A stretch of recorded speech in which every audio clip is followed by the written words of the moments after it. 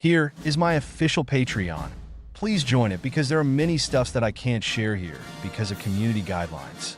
But on my Patreon page, you will get adult Harry stories, Naruto, and Deca 2. Also the quick access for other parts of my story which might take time on YouTube. Also there are many stuffs you will get here. Please consider joining my Patreon. Link in the description. What if Naruto had wetty lusty night with small Kaguya? Why me? Running through the alleyway in one of Konoha's slum areas were the thought of a 6-year-old Naruto. He was bruised and battered with a bit of blood on him. Running for his life from about 10 drunken civilians was not much for him. He had to save his life from such beatings from a very young age, but could never understand their reason for such a behavior towards him. Today he was lucky though, to have finally lost the ones on his trail without much of a hitch. Today though there were no shinobi in the midst of his pursuers. Finally making certain that the pursuit had come to an end, he decided to head home. The place the old man with funny hat and white robe had given him to stay when he was thrown out of the orphanage. The caretakers had deemed him worthy to take care of himself, even though him being just 5-year-old at that time. He was really scared at that time, but the old man had helped him a lot. Now let's see which way to go. No, it can't be. I am lostttttttttt, the blonde cried out in panic. Looking around he found himself in the woods surrounding Konoha. He was now truly scared. He could find his way through the city, but the forest was totally a different thing. Old man, help, he shouted once more in panic. Wait, didn't the old man say, Naruto-kun, remember when afraid or lost, take a deep breath and think of a solution to your situation, spoke Naruto trying to imitate the old man. After a few of heavy and deep breathing, he was finally able to calm himself down. The blonde started to remember how he ended up here. Remembering the events in his mind, from the chase to his escape through alleyways and finally ending up here. He then tried remember the path he entered the forest. Let's see, I came from here. I guess. So it's this way, then, let's go. Taking a random path through the forest, Naruto reached a clearing where he found a large flower patch. He looked around the flower patch. It looked old and not taken of care much but still seemed beautiful to his eyes. Seeing the patch he felt a warm feeling in his heart like the times the old man came to visit and play with him, but yet the feeling was more powerful than ever. He decided to wander around the patch. Wandering he came across a 2-storied house in the corner of the patch. For some reason Naruto couldn't help himself and walked towards the house. Every part of him, be it his body or soul, wanted to touch the house.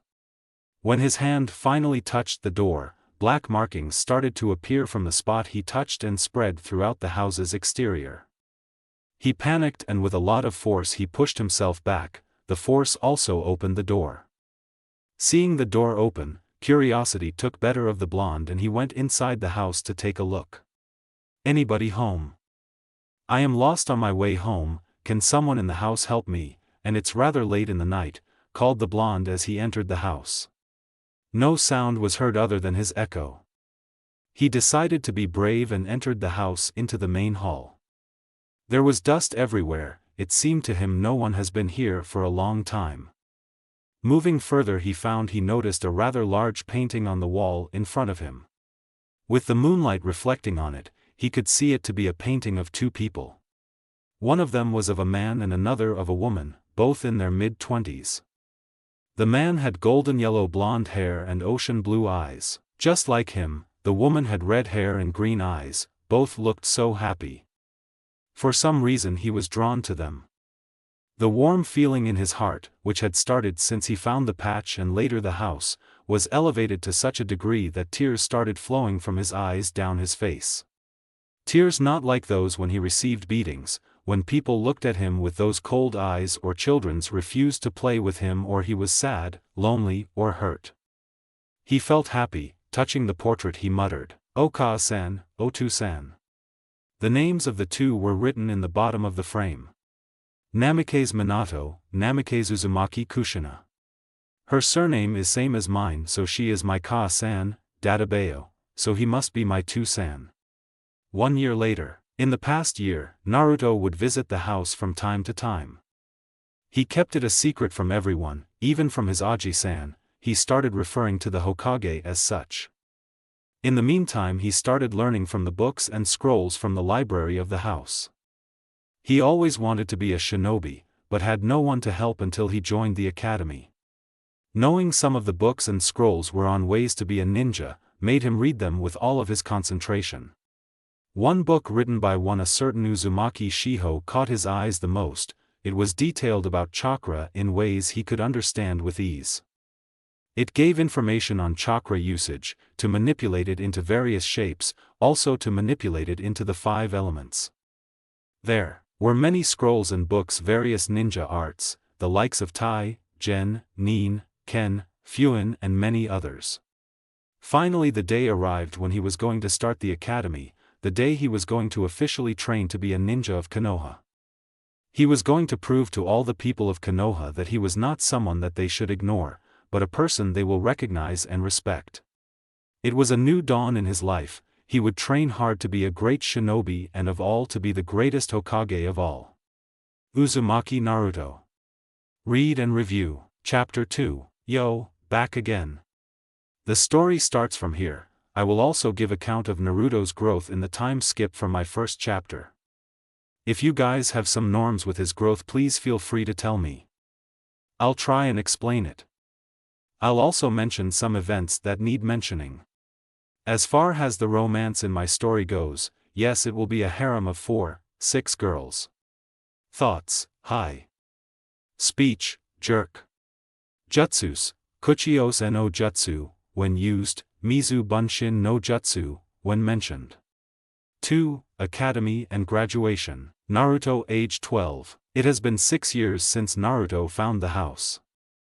In these past 6 years Naruto's skills as a shinobi has grown a lot.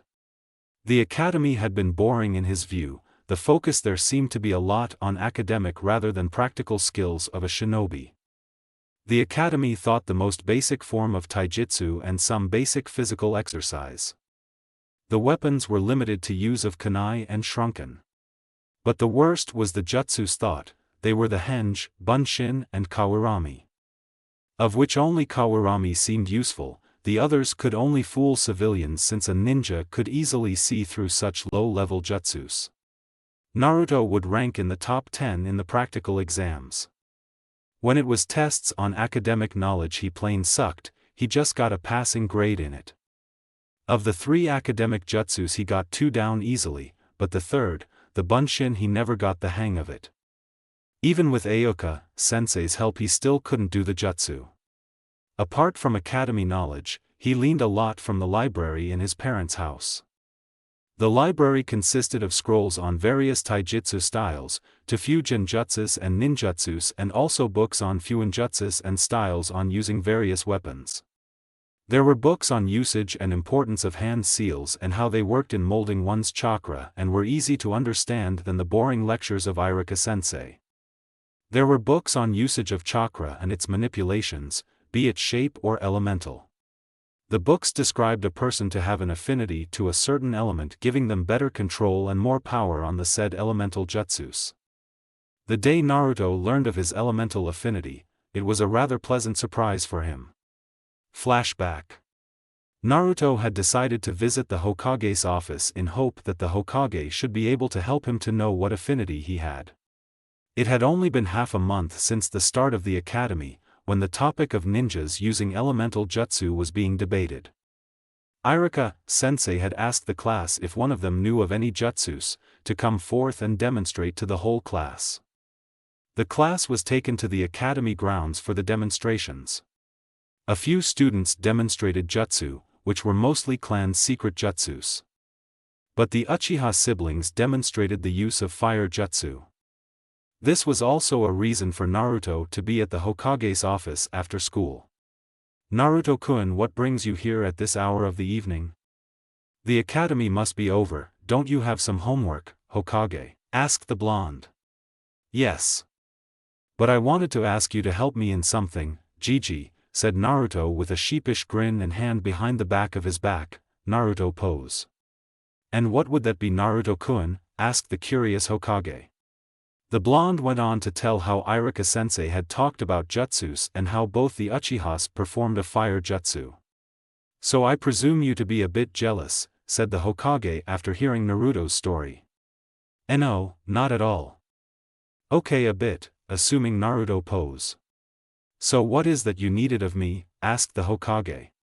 "Yes, that, I want to know what affinity I have, so it will be easy to learn when they teach us awesome jutsus." "Affinity?" asked the Hokage.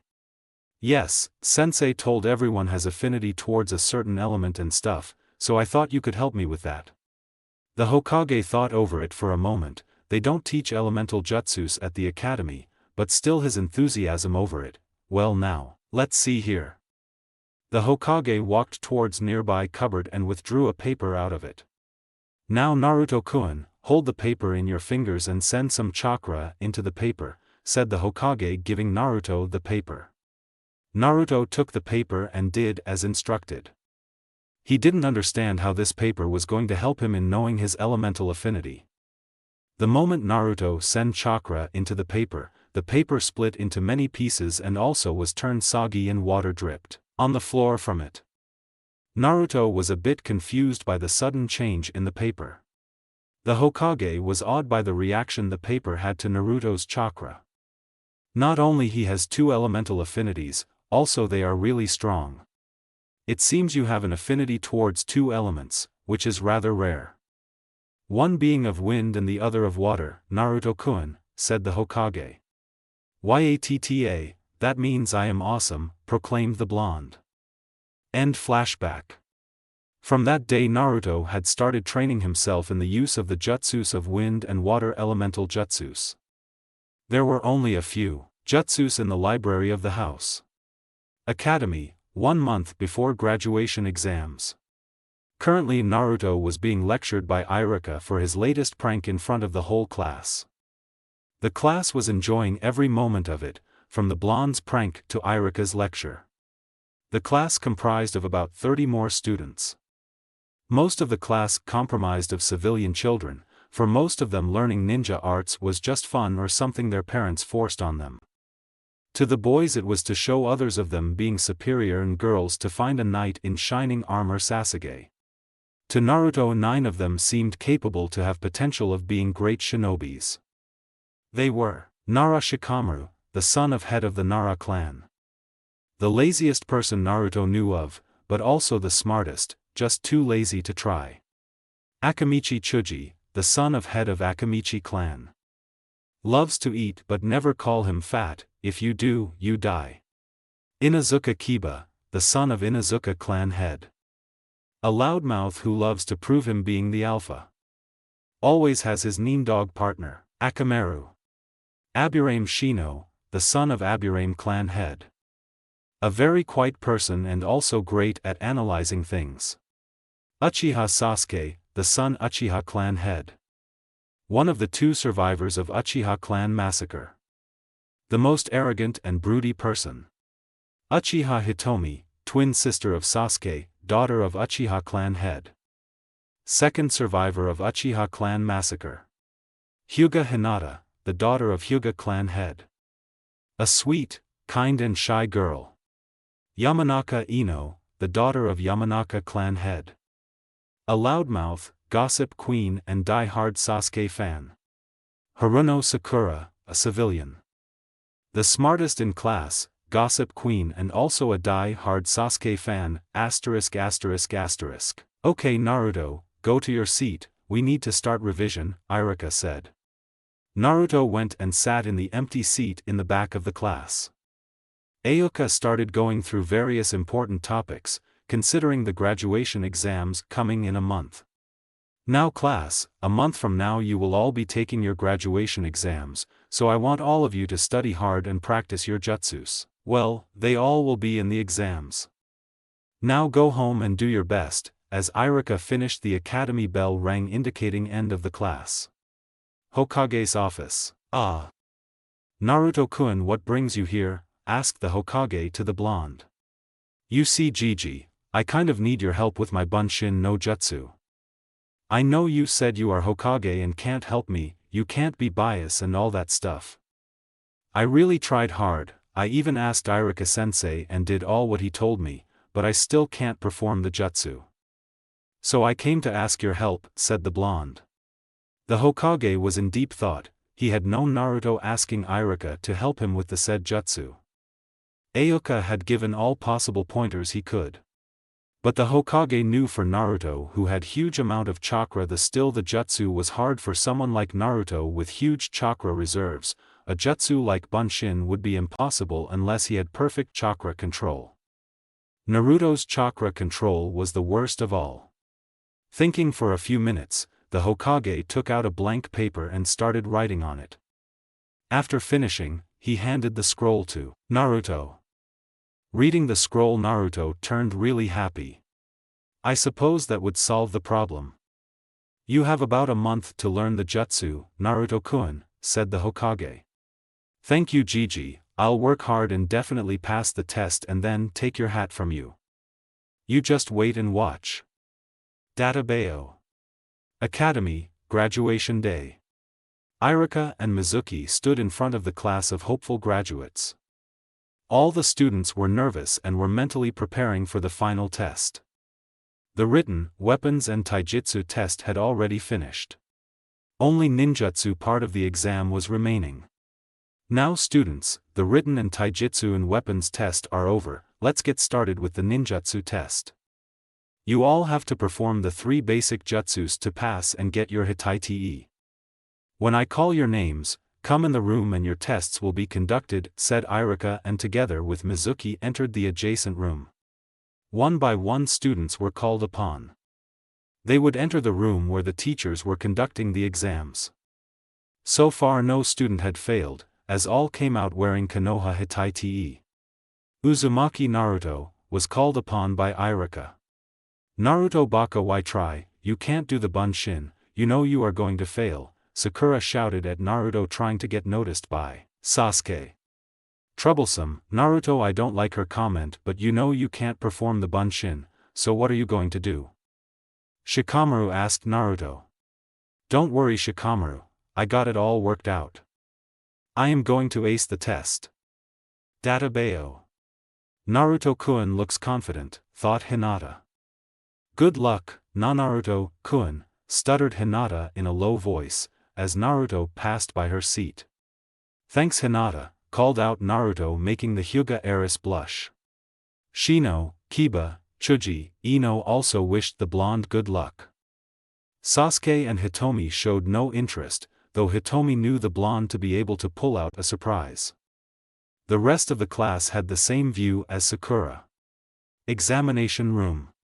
Irika had asked Naruto to perform first the Kawirami and then Henge. Naruto performed the said jutsus with ease. First using Henge to be a look-alike the Sandaime Hokage. He then used Kawirami to switch places with a chair in the room.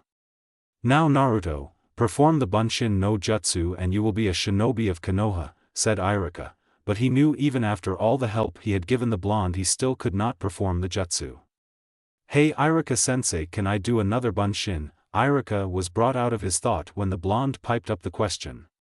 Another Bunshin, were the thoughts of both Irika and Mizuki. Sure, Irika said. Naruto, showing his trademark grin, did some hand seals and called, Mizu Bunshin no Jutsu. 3 water clones materialized out of the air in the room. Both examiners were dumbfounded but hid their surprise. Irika was very happy for the blonde while Mizuki was seething with anger, thinking his plan was now not in play. Very good Naruto, you pass, you can take the hitaite.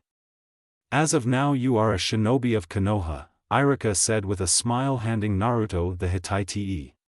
Naruto ran out of the room after giving Irika a hug. The class was stunned to see Naruto with a hitaite.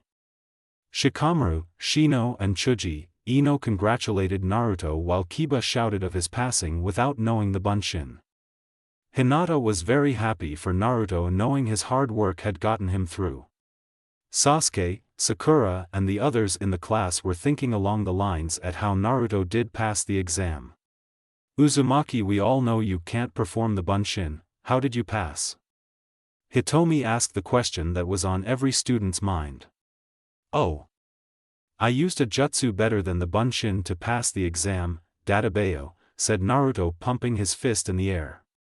After all students were given the test, Irika and Mizuki congratulated all for passing and told to assemble in the academy in 3 days' time for their team arrangement. Outside it was a chaos with students being greeted by their parents for passing the exam.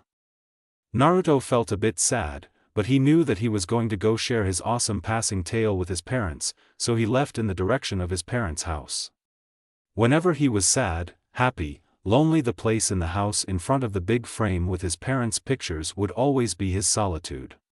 He was happy today, he was finally a ninja and would start his journey to surpass the Hokages and of all his idol his father the Yondaime. It was simple knowing his father was the Yondaime once they started the history lessons about the Hokages and their exploits and achievements. It was rather surprising for him still not knowing why most of village population hated him. They praised his father, no they worshipped, but they hated him with same intensity. He had a speculation on why they hated him. Naruto, I wanted to talk to about the test. Naruto was brought out of his daydreaming by Mizuki calling him. What about it, sensei? Asked Naruto, turning to talk with Mizuki. It so happens, Naruto, you are supposed to give a supplementary test, said Mizuki. What for, sensei? Naruto shouted.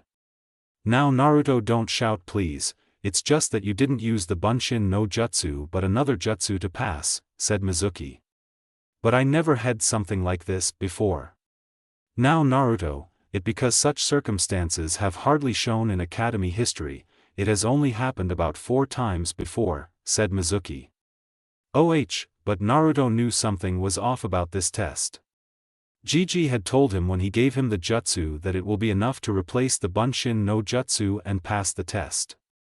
Naruto came to a conclusion that Mizuki was up to something, but he decided to go on with Mizuki's idea. Mizuki told him about the supplementary test. You guys should know it by now. Hokage's building, unknown room, night time. Naruto-kun, what brings you here at such a time in my office, and that scroll? The Hokage asked Naruto. This. And so Naruto went on to tell the entire event after the graduation with Mizuki and his suspicion about Mizuki being up to something and his plan. The Hokage thought on it for a moment and then spoke. So you intend to see what he is up to? Hi, I took the scroll and was going to leave a message for you if I couldn't find you, said Naruto. The Hokage thought on it a bit. Tiger, called out. An ANBU with a tiger mask came out of the shadows. As you heard everything, we are following the plan. UAE to shadow Naruto-kun and see what Mizuki wants with the forbidden scroll, commanded the Hokage. Hi Hokage-sama, was the ANBU's reply. Thanks Gigi, now only one thing left to do to make it look real. The Hokage was a bit confused when he heard Naruto call out Auric no Jutsu. In front of the old Hokage stood a naked blonde in a seductive pose. Seeing it, the Hokage flew back and fell unconscious with blood loss. Unknown clearing forest area about 3 hours late. The word of Naruto stealing the forbidden scroll had spread through ninjas of Chunin and higher ranks. There was a wide search going on for him. Irika was one of them. He could not understand why Naruto would steal the scroll even as a prank. Though Naruto was not top of the class, the blonde would easily be one of the best in the class, well if there were no written exams. Irika knew the blonde was stronger than he appeared. It was not like the blonde trying to deceive others, it was just he never liked to show his strength to belittle others or show his superiority, that Sasuke traits by the way. Finally, searching for about 2 to 3 hours, he found Naruto. The blonde was in the forests of Konoha.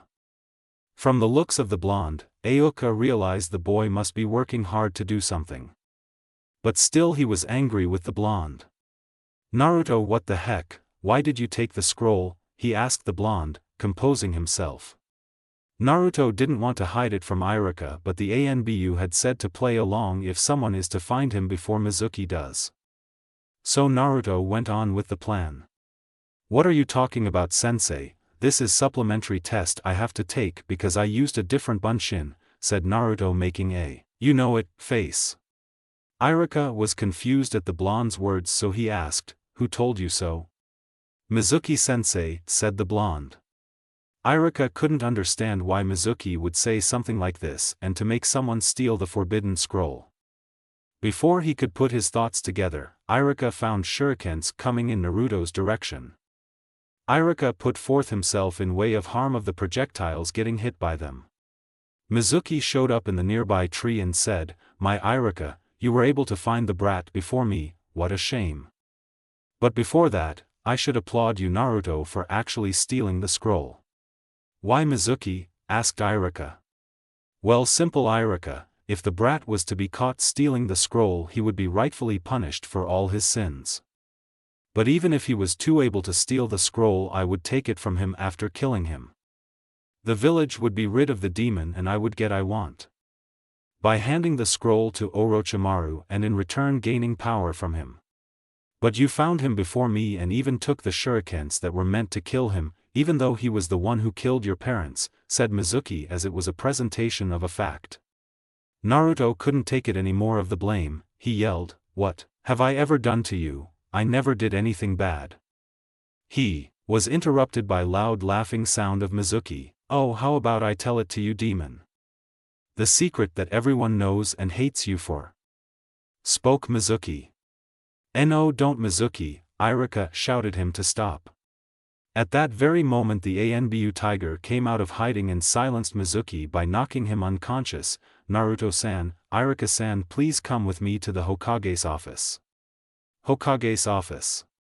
The Anbu tiger along with Iruka and Naruto were now present in front of the Hokage.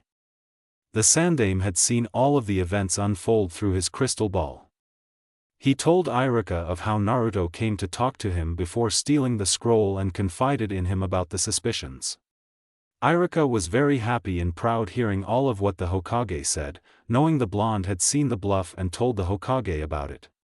The search was called and Mizuki's treachery was announced to all. Tiger left after his report, the Hokage looked at Naruto. The blonde looked a bit down and he knew why.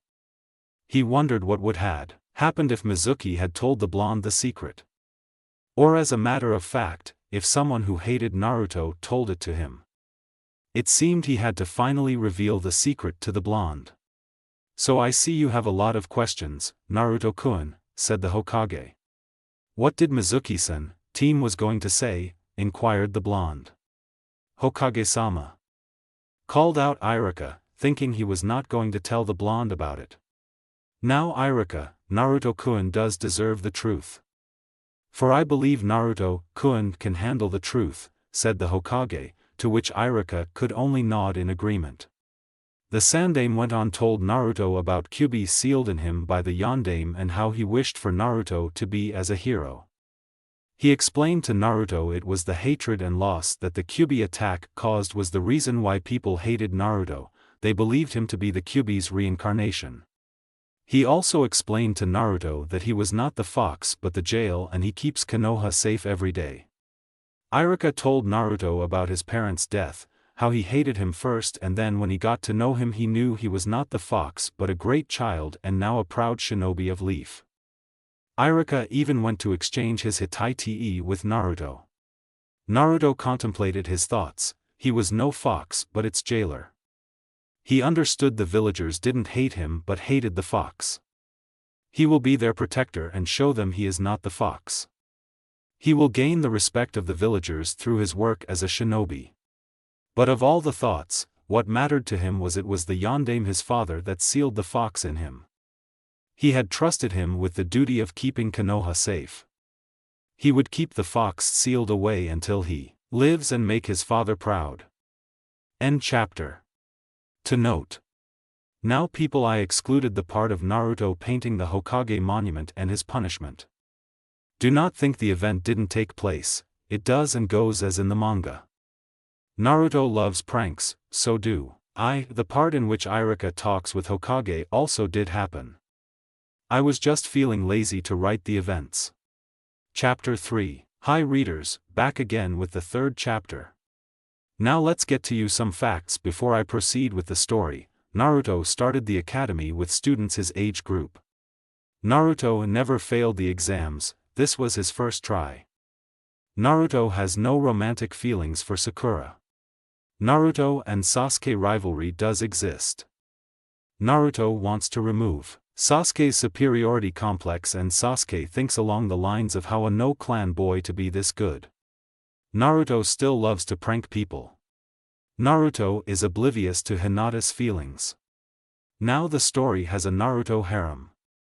The limit of girls in the harem is about 4 to 6.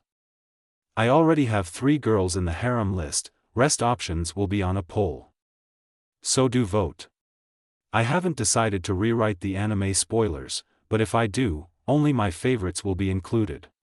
Thoughts, hi. Speech, jerk. Jutsus, Kuchiyos no Jutsu, when used, Mizu Bunshin no Jutsu, when mentioned. Inner Sakura, I am a jerk. 3. Training, growth, team selection. Day 1, after graduation exams. It is about 5 in the morning, currently Naruto was heavily snoring on his bed. There could be seen scrolls, books, ramen cups and some dirty clothes scattered through the room. Suddenly an ear-splitting sound echoed through the room. The sound made the blonde jumped out of his bed.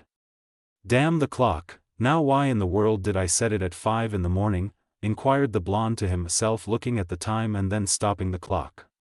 The events of last night played through his mind. Mizuki trying to trick him and even as far as going to kill him for his greed for power.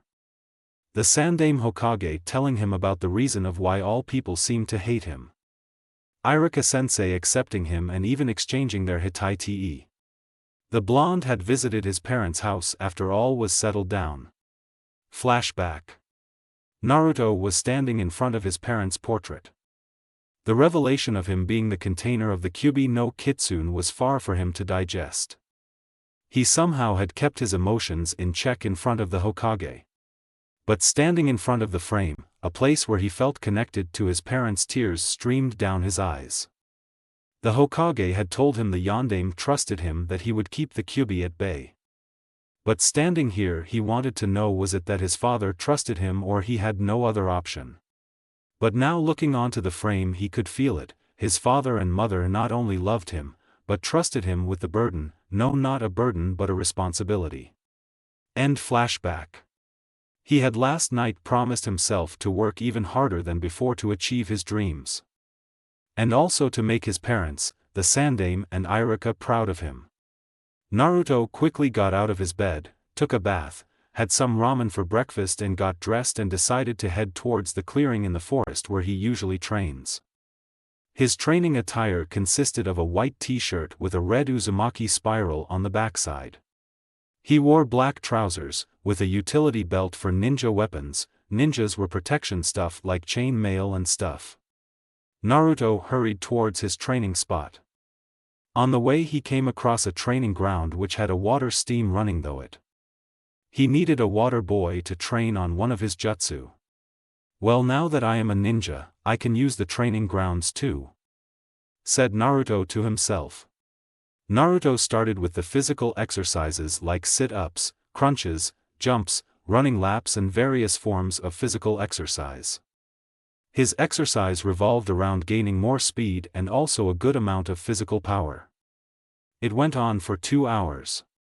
Currently he was going through katas of his modified form of academic taijutsu. The forms were more focused on attack and counterattack, without giving up the defense. Every block or was followed by finding a way to attack. At the time a girl entered the ground, she was surprised to see someone train in the ground. Hey there, she called out. Hi there, called Naruto, stopping his training and answering the newcomer. It was a girl who seemed a year older than him, no descriptions of what someone wears. It's the same thing they wear in the manga. The ground looked empty, so decided to train a bit. You to train here, said Naruto. The name's Tenten, and don't worry about using the ground, said Tenten. I am Uzumaki Naruto, just graduated from the academy, said Naruto.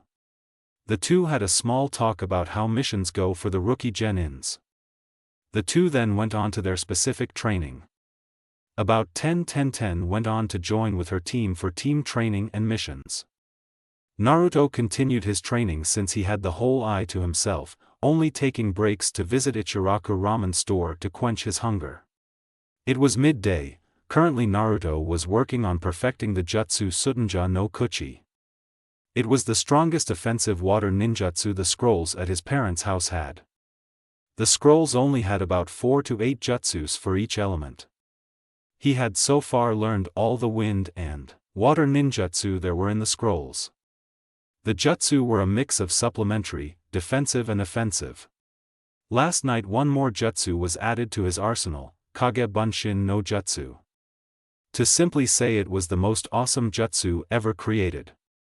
It created solid copies of the user and could easily fool anyone. The clone could all forms of ninja arts that the user knew of. When destroyed, the memory of the clones returned to the original. This had many uses. It could be used for espionage or information gathering, and it could also help in training. But best of all, a lot of experiments could be done with the jutsu to create new jutsus. He already had some ideas and thought of sharing it with the Hokage. Day 2, after graduation exams. Currently Naruto was in the Hokage's office submitting his ninja registration form. Naruto had put on his best ninja attire to look cool in the profile photo. He was currently wearing black shinobi sandals, black cargo pants with a ninja belt strapped to it. The upper body consisted of a dark blue t-shirt with orange jacket over it, an open jacket revealing the blue t-shirt. The back of the jacket had the Uzumaki spiral in dark red color. Well, everything in the form looks appropriate, said the Hokage examining the registration form. It could have looked more awesome if I had applied some face paint, quietly muttered the blonde, but the Hokage caught on to the words. Face paint, said a surprised Hokage. Yes, you know, to look more badass, but couldn't get paint to match my outfit, said the blonde with a dejected look. Oh. I see, exclaimed the Hokage with a big sweat drop. Hey Gigi, I wanted to talk about the Kage Bunshin no Jutsu, said the blonde with a now curious face. It always amazed the Hokage of how the blonde could jump from one mood to another. The Hokage was interested to hear what the blonde was up to now. What about the jutsu? I was thinking of experimenting with the jutsu. Like say making shadow clones of projectiles like kunai, shuriken. Or using the applications of exploding tags to create something like a clone that could explode.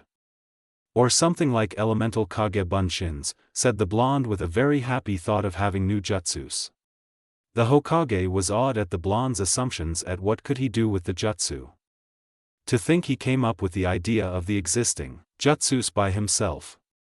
To come with the idea of exploding clones from exploding tags, ingenious. Seems like he has a knack for fuinjutsus just like his parents and ancestors. What do you mean by elemental Kage Bunshins, Naruto-kun? Asked the Hokage, though he knew the blonde was on the right track. Oh, that. Well, when a Kage Bunshin is hit, it poofs out of existence. Say if it were made out of elemental chakra like wind or lightning, when hit it would turn into the element, cut the enemy with wind chakra or zap them with the lightning chakra, explained the blonde. Ingenious, thought the Hokage. Well, there exists such jutsu as you mentioned, said the Hokage. So can I have those jutsu? Asked the blonde in such enthusiasm that his yes looked like stars at the prospect of getting new jutsus. The Hokage thought over it for a few minutes. Finally the Hokage spoke, well, I will give you the Shuriken Kage, Bunshin Kunai Kage Bunshin and Bunshin Daibakuha jutsus. Cool, shouted the blonde in utter joy and sped forward and hugged the Hokage. The Hokage could see the happiness in the blonde's eyes, but he continued further, but Naruto-kun, you have to promise me you won't experiment on the elemental ones. I'll give those jutsus to you when you are strong enough to learn them. Naruto looked a bit dejected but quickly brightened up, okay. I promise, and you know I never go back on my promise, Dadabayo. Naruto went back to his seat and the Hokage started going over some formalities. At that time Konohamaru decided to attack the Hokage. The entire part goes as per the manga. You have not read the manga and are reading this, you are a jackass. Day 3, Team Selection Day. Naruto had arrived at the academy pretty early. He went and occupied a seat near a window in the class. The blonde was daydreaming of competing in a ramen eating contest as the class started to fill with students. As he came out of, "Oh, so awesome" Ream, he noticed the seat next to him was occupied by Uchiha Hitomi and next to her sat her brother Sasuke. There was only one thought going through the blonde's mind, oh. No. If. As on cue his thoughts were interrupted by a loud cat fight at the door of the class. The two fighters in question were Sakura and Ino. They quickly came up to the seat he was sitting on. "Naruto Baka, get up from the seat. I am going to seat next to Sasuke-kun," screeched Sakura. "Sakura, I came here before the team, so why should I move?" asked Naruto. "Naruto no Baka, how could you ask Sasuke-kun?" said Sakura, fuming with rage, but was interrupted by Ino. "Shut it, forehead. Oh, Naruto, mind giving me the seat," said Ino. Yes, Ino is nicer to Naruto. "Sure," said Naruto and started to get up. "What? How could you give Ino Pig your seat?" shouted Sakura. "Simple," she asked. "You ordered," said Naruto to Sakura. The class was enjoying every bit of what was taking place. Hinata was angry of how Sakura was being rude to Naruto, but kept quiet. Hitomi was inwardly laughing, but kept on reading the book in front of her. Chuji kept eating his chips. Shikamaru thought it was too troublesome. Shino agreed with Naruto's reasoning but kept a stoic mask on outside. Kiba and Akamaru were trying to hide their laughter. Sasuke was brooding and for a second, hoped it didn't cause him problem, but quickly went back to brooding. Ino was sporting a large grin and Sakura was seething with rage. "Oi, Hitomi, please can you lift the book of the desk," said the blonde. Hitomi looked up from the book and saw the blonde sitting on the desk. She took her book of the desk, knowing full well Sasuke was not going to move much. At that very moment a punch flew past Naruto's head. He was able to avoid the punch. But the blonde lost his balance because of his awkward position on the bench. He closed his eyes to lessen the pain of the fall. Naruto's POV. The pain never came. He heard the whole class gasped as if stunned by something. He tried to understand why he couldn't feel the pain from the fall. He felt that his hand had grabbed onto something soft. But not only his hands but his lips had touched something soft and warm and his tongue had invaded something slimy. He opened his eyes to see that his lips were on Hitomi's lips, his tongue had invaded her mouth. To put it simply, he was locked in a deep kiss with Hitomi. As if that wasn't enough, his hands were placed on Hitomi's breast. "Oh, I am so in trouble, she is going to beat me like hell. No, I am sure she is going to kill me." Hitomi's POV. Hitomi was also in her own thoughts. She was having a kiss, no, not just a kiss, but was having a deep kiss with Uzumaki. His lips felt a bit nice on her lips. She stopped such thoughts quickly. His tongue had gained access in her mouth. She felt their tongues touch each other. But if that wasn't enough, his hands were placed on her breasts. She knew it wasn't his fault, but how could she let this go by? Sasuke's POV. He was busy brooding, when he heard the entire room gasped. When he looked up to see the reason of all the gasps, he was dumbfounded at the scene he just saw. The dope Naruto was kissing his sister. Only one thought rang through his mind: if Hitomi doesn't kill you, I will surely kill you, dope. Hinata's POV. Hinata was all red in the face. She couldn't understand, was she angry or rather embarrassed? She knew it wasn't Naruto-kun nor Hitomi's fault, the one to blame was Sakura. But seeing Naruto-kun kissing another girl was making Hinata furious and also embarrassed. Naruto-kun. Normal POV. Troublesome, thought Shikamaru, seeing what had happened. Chuji had his mouth wide open and the bag of chips had fallen to the ground. Shino had his eyebrows raised over the glasses. Kiba was first dumbstruck at first, but when he came out of his stupor, he muttered, "Lucky bastard," getting a positive bark from Akamaru. Hitomi is also famous and good-looking. Ino had a face as she had seen something awesome. Sakura was dumbstruck, after all it was her fault. Naruto could clearly see the shock in the eyes of Hitomi and vice versa. He slowly was pulling out of the kiss, but suddenly his male nature took over. Unknowingly his hands gave a gentle squeeze to Hitomi's breasts. He could easily see the shocked expression turning to pure rage. "I am so dead," thought Naruto. When Hitomi was going to let it go, she felt Naruto's hand squeeze her. She was now seething with rage. Only one thought rang though he mind, "You are so dead, Uzumaki." After 15 minutes we find Naruto battered and bruised and Hitomi was standing over him with her fist clenched in a punch. After that, she went and took her seat. Naruto somehow got himself in a seat in back of the room. 5 minutes later Irika entered the classroom. All of the graduates were present to be selected in their team. His eyes searched for Naruto. He found the blonde in back of the class and looked as if he was badly beaten. "Now someone mind telling me as to what happened to Naruto?" inquired Irika. "Nothing happened Irika-sensei," said Hitomi sporting a small tinge of pink on her cheeks. "Right Uzumaki?" Hitomi asked looking at the blonde with a menacing glare. "Yes, nothing happened, got myself hurt while training," said Naruto. Irika let it go by. He took a roll call of all graduates to see if all were present. After knowing all to be present, Irika gave a long speech about the life of shinobi and how the village expected great things from all of them. He then started announcing the teams that were formed and names of the Jonin sensei of each team. No one knows who are members of Team 1 to Team 6 and no one cares.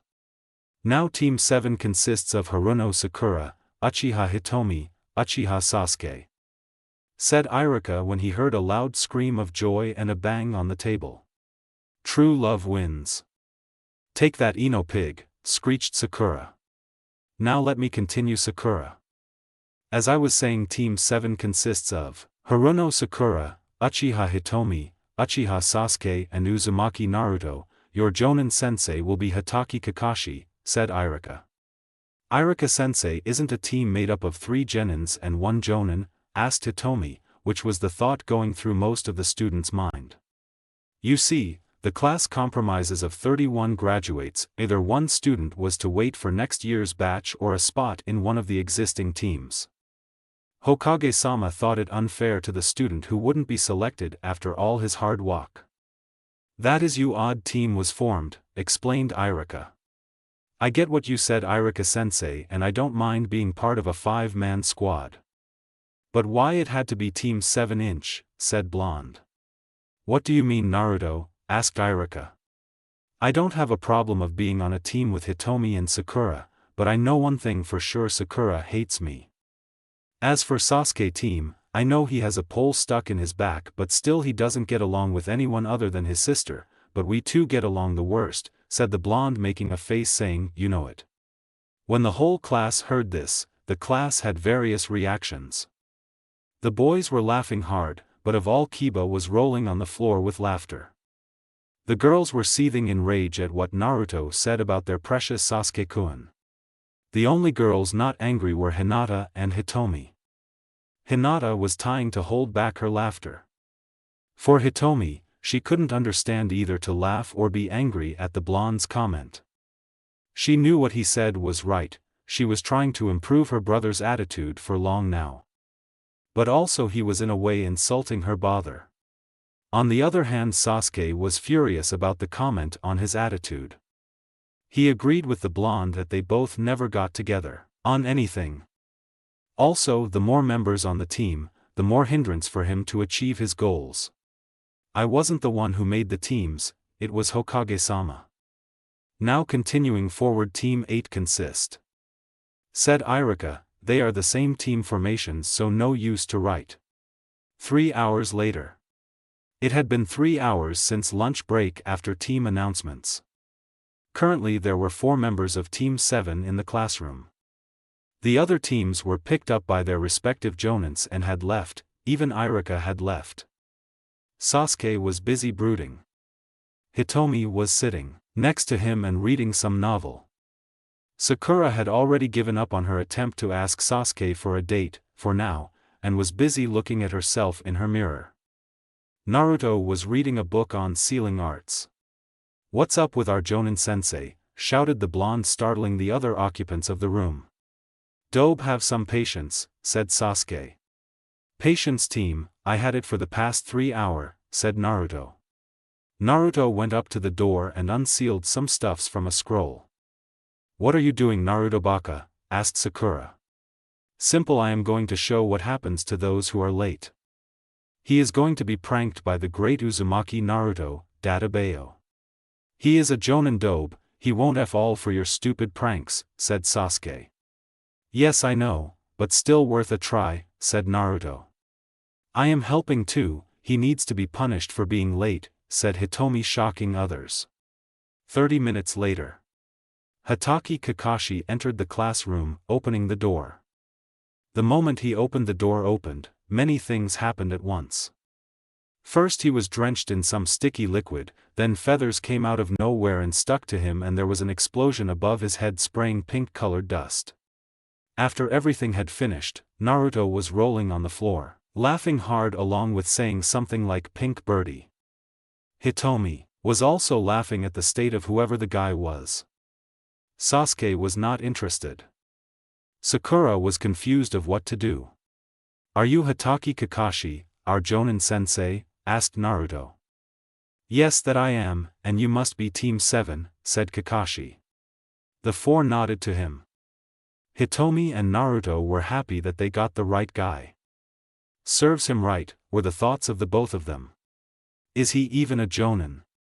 Was Sasuke thinking after seeing the said man fall for such a stupid prank? "Sorry sensei, I told Naruto Baka to stop," apologized Sakura to Kakashi, but inner Sakura was shouting, "Cha! That's what you deserve, to be late. My first impression of all of you. I hate you guys. Now meet me on the roof in 10 minutes, said Kakashi in a bored expression. The 4 face faulted at his words and attitude. 10 minutes later, on the rooftop. Kakashi was sitting by the railing, the genins were sitting in front of him. Kakashi was completely clean as nothing had happened. "Now, we should start with the introductions," said Kakashi.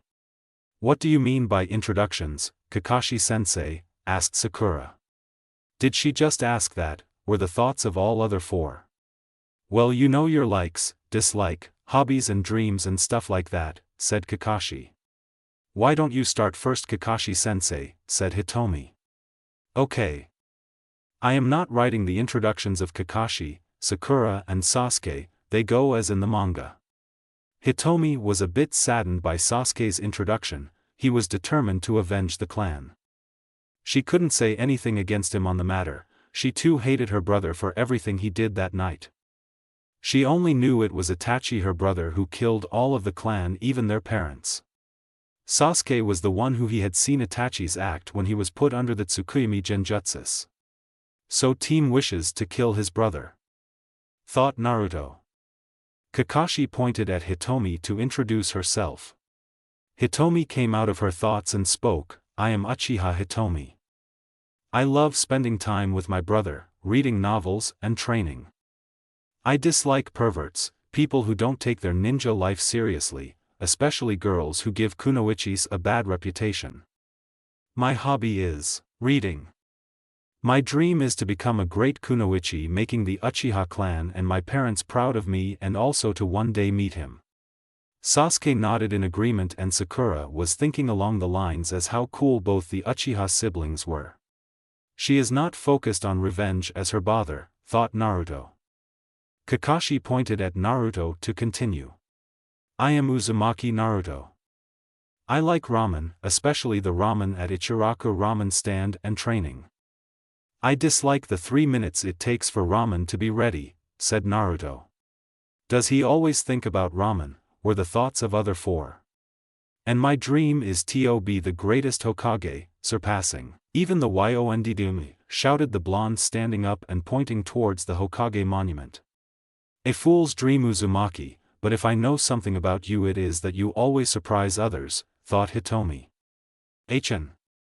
Grunted Sasuke. Naruto, thought Sakura. Cha. He is trying to act cool to make Sasuke-kun look bad, said inner Sakura. Yes, that's how it is. Very good. And your hobbies? Asked Kakashi. Eating new types of ramen, pranks, said the blonde.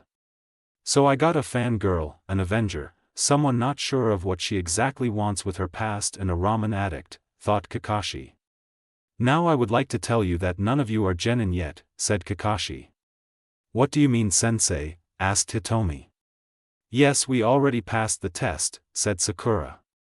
Well, the academy tests were to determine who were capable of being genins. Tomorrow I will give you a survival training test to see are you genin material or not. Remember, well, out of all the teams, your chances of passing are only 33%, said Kakashi, at which the genins paled. Kakashi continued, oh. And I suggest you don't eat before coming to the test or you might throw up. Meet you at 0700 hours at Training Ground 7. Kakashi left by use of Sunshin no Jutsu. The four genins left for their homes thinking of passing the tests for personal reasons. End chapter. To note, Hitomi is a carbon copy of her mother, a mini Mikoto. Her hair is long, reaching up to stomach area. She wears a bluish-gray top. No, it does not hug her skin, it has the Uchiha symbol on the back. The lower boy consists of black tights and above a dusty red-colored skirt. Chapter 4. Hi readers, back with another chapter. Thoughts, hi. Speech, jerk. Jutsus, Kuchios no Jutsu, when used, Mizu Bunshin no Jutsu, when mentioned. Inner Sakura, I am a jerk. 4. Bell test and the team. It was around 7 in the morning when Naruto reached to Training Ground 7. The Uchiha siblings were already present at the ground. Naruto greeted the two, to which was returned by Hitomi, and Sasuke grunted. Naruto took a seat by a nearby tree. Sakura arrived about 15 minutes later and started to rant out apologies to everyone for her being late. Sakura, stop apologizing, Kakashi-sensei hasn't arrived yet, said Naruto. Yes, Sakura, so you are not late, assured Hitomi to the Sakura. By the way, does anyone know anything about our sensei? It could help in whatever tests he give us. Well, I found a little information about him, said the blonde, piping the interests of his other teammates. Care to share with us, Dobe, said Sasuke. Indeed, team, earning a growl from Sasuke and a glare from Sakura. Kakashi-sensei is said to be one of the strongest of the current jonins. He is famed as Copy Ninja Kakashi and has said to have copied over 1,000 jutsus, said Naruto. The other three were shocked to know that their sensei, whom they thought as a lazy ass, was one of the strongest jonin of Konoha. If what the blonde said was indeed true, then they couldn't imagine the test they would be taking now.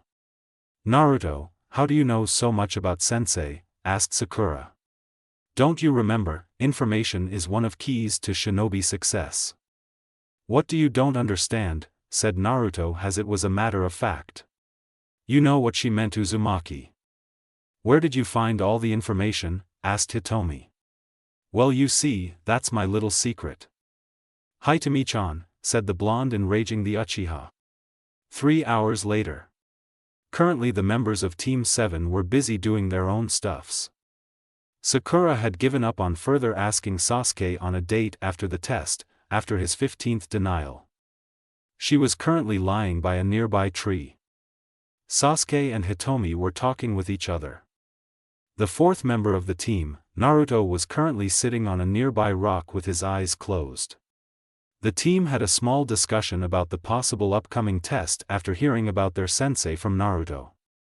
At first Sasuke didn't want to participate in the discussion, saying he could take care of himself. After his sister forced him to join the conversation, they went through a few plans to pass the test. Currently Naruto was sitting on a rock and was trying to feel the wind around him. It was one of the exercises for fine-tuning one's control over his element. Seeing that there were not many jutsus to learn in the scrolls at his parents' house, he had decided to start with elemental manipulation. Reading the training required to complete elemental manipulation seemed rather easy for Naruto. But as he stated on elemental manipulation training, he understood why it was considered a Jonin level skill. It had taken him about 3 months to get a nice clean cut on a leaf and about 4 months to remove water from a leaf, and those were only the basic exercises in the elemental manipulation training. It was only thanks to his huge chakra reserves and amazing healing abilities, he was able to continue with exercises.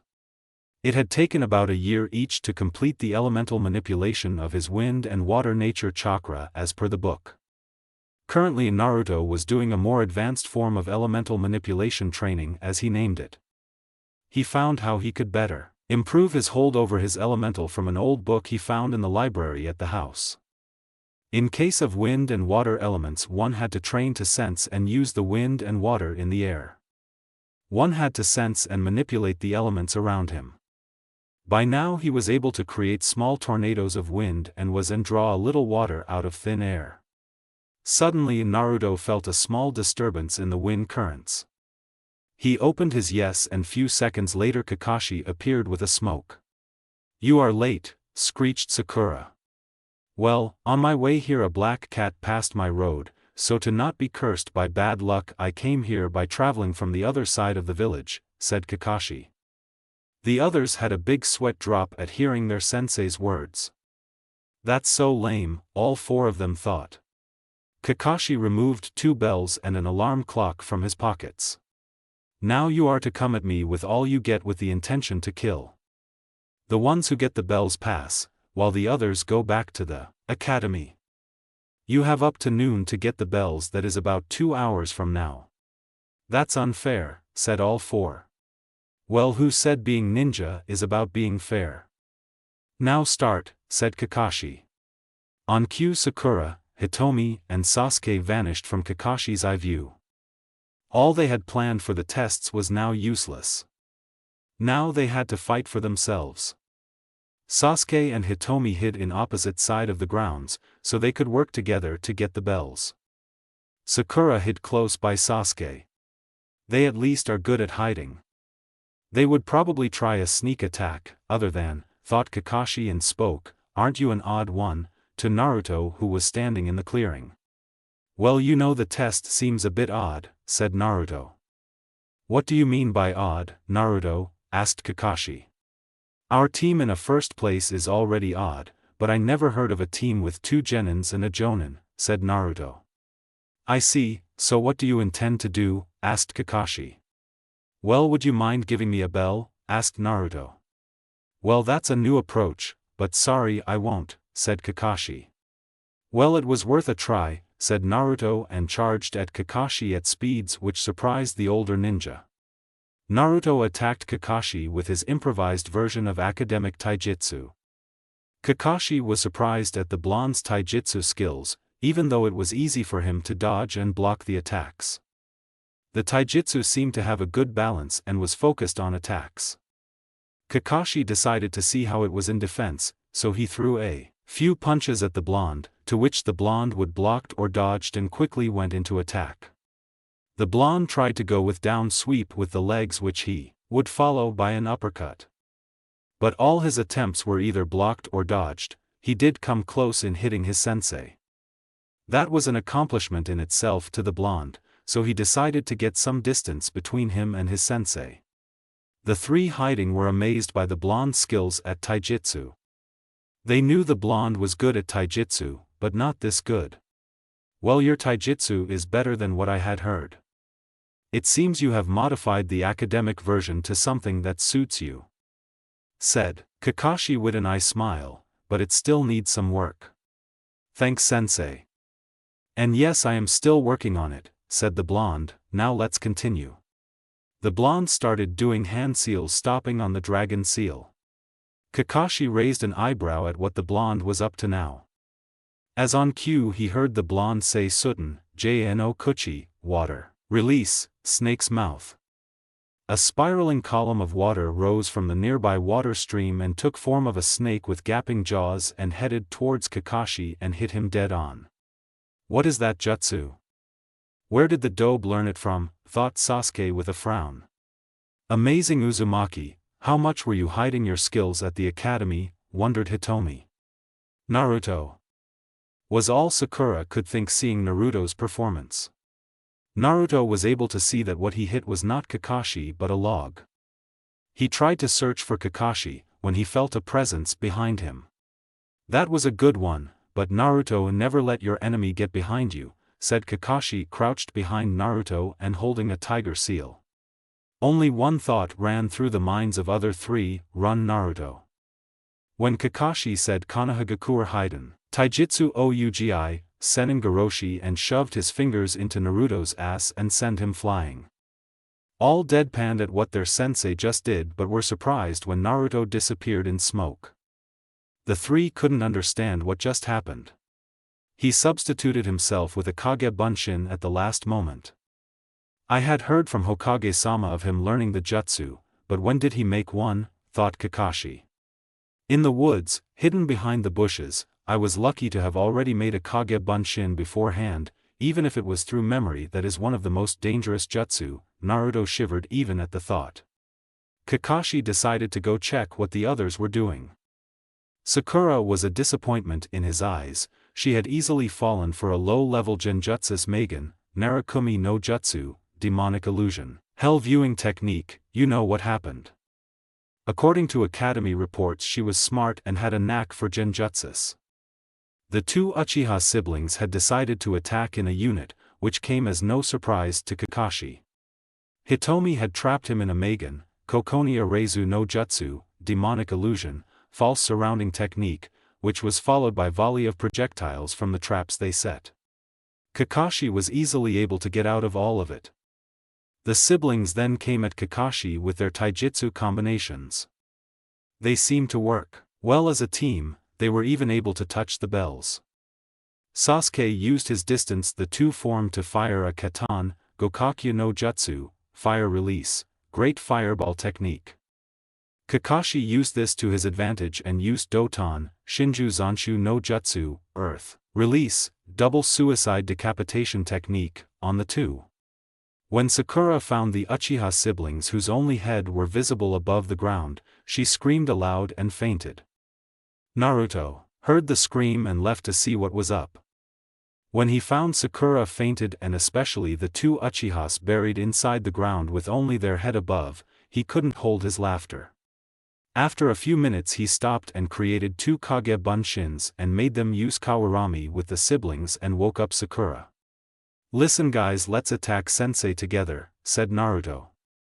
I don't need your help, Dobe, said Sasuke, but was interrupted by Naruto. Come on team, we have to work together. I tried on my own and failed. I know you guys tried and failed, since none of you have a bell. I know one thing, Kakashi-sensei is way out of our league, said the blonde. Sakura was embarrassed after hearing what Naruto said. She had done nothing and had fainted twice. So she decided to go with Naruto's idea. I am in. Hitomi knew she and Sasuke had given their best and failed. It was as Naruto said, Kakashi was out of their league. Well, I am in too. Sasuke was thinking along the same line as Hitomi, and seeing Hitomi join, he too decided to go with it. Fine. But who gets the bells? Let's worry about it when we get them, said Naruto. So what is the plan? Asked Hitomi. We hardly have time left, so we ambush him with full force, said Naruto, to which the others agreed. The four of them went to the clearing where Kakashi was and went to make an assault on him. Kakashi was surprised to see all come at him at once. This was something he least expected. By the time they reached to attack him, the alarm sounded. Seems like time's up, said Kakashi, to which all four had a dejected look on their faces. Kakashi continued, none of you were able to get the bells from me. But you understood that I was above your league and decided to attack me as a team. So did you try to find the meaning of the test?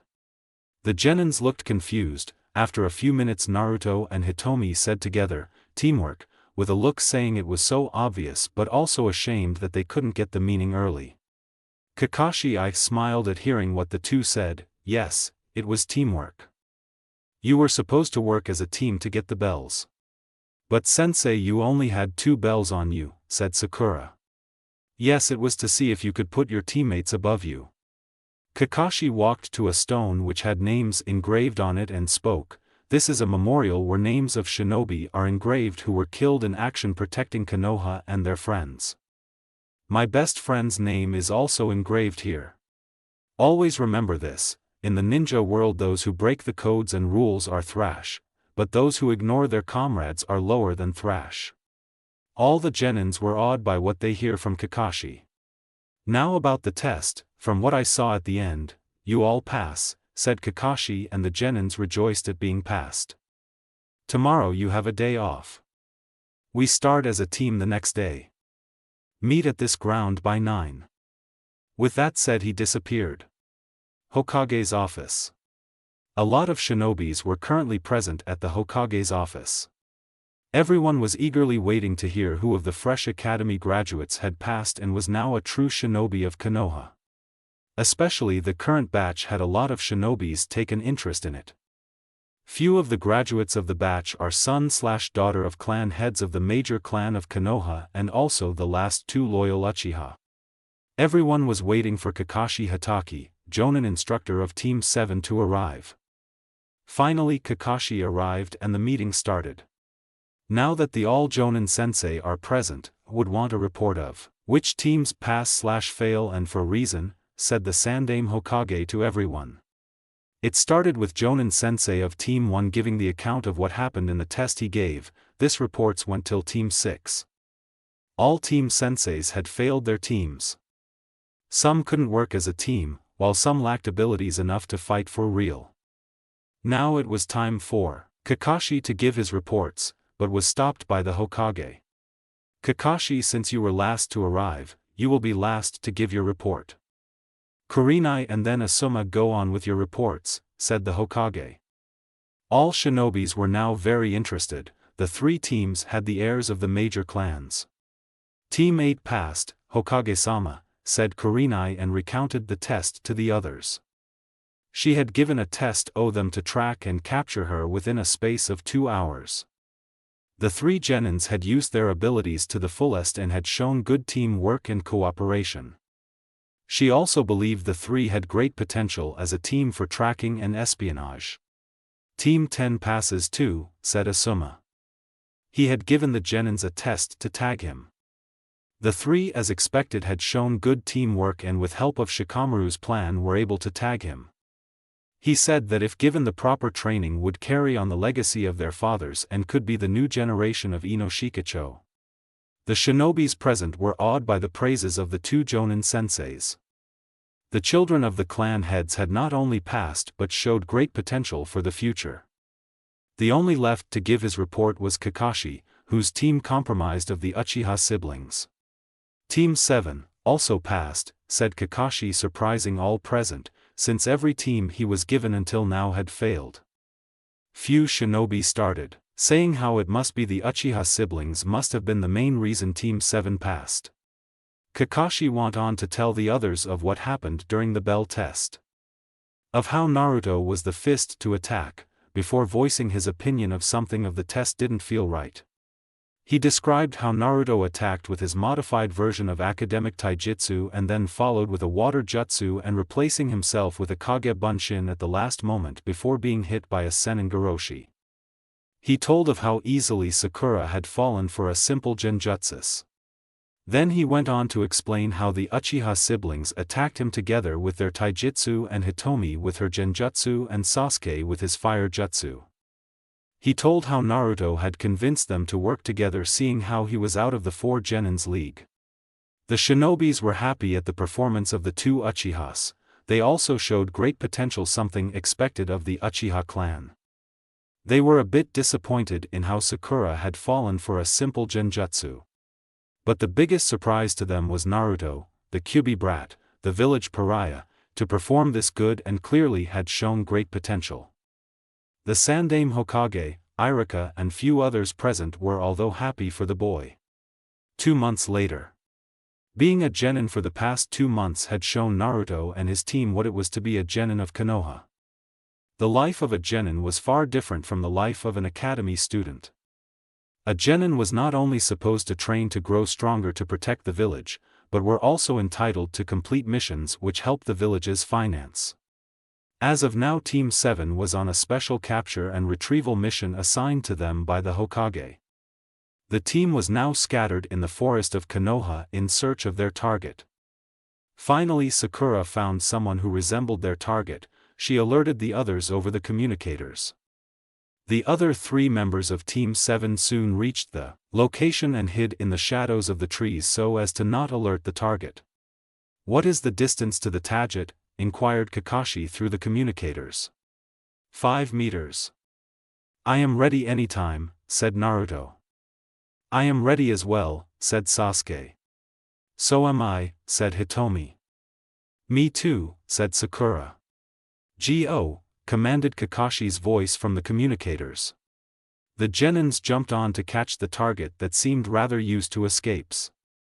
After 10 minutes of struggle, the target was now resting in Sakura's arms. After confirming the identity of the target as lost pet Tora with Kakashi, the team headed for the Hokage Tower. Naruto's POV. "I still don't understand why Kami is punishing me in such a cruel way," thought Naruto. When he gathered information on the Jonin sensei of his team, his hopes had grown. Hatake Kakashi was hailed as one of Konoha's strongest, a man with over 1,000 jutsus. The man even seemed to carry no hatred for the blonde for what he carried. Finally, a shinobi other than Irika who was willing to teach him, but also could teach him far more than Irika can ever. But of all, Kakashi was the student of Yondaime Hokage. Finally, he could learn of his father those stories of Kakashi's past, without letting anyone know he knew about his parents, which were supposed to be a secret. But through the 2 months as a genin, his hopes had already been washed away. For the past 2 months he had leaned nothing from the man. Kakashi was always late. The team then went to carry out their usual D-rank missions, chores, and would leave as soon as the day's chores were over. When confronted to talk about his days as a genin, Kakashi would quickly change the subject. As for his teammates, according to him they were completely mismatched as a team. Only the Uchiha siblings worked as a team. Sasuke had the biggest ego he had ever come across. Other than his sister, he would never listen to him and Sakura.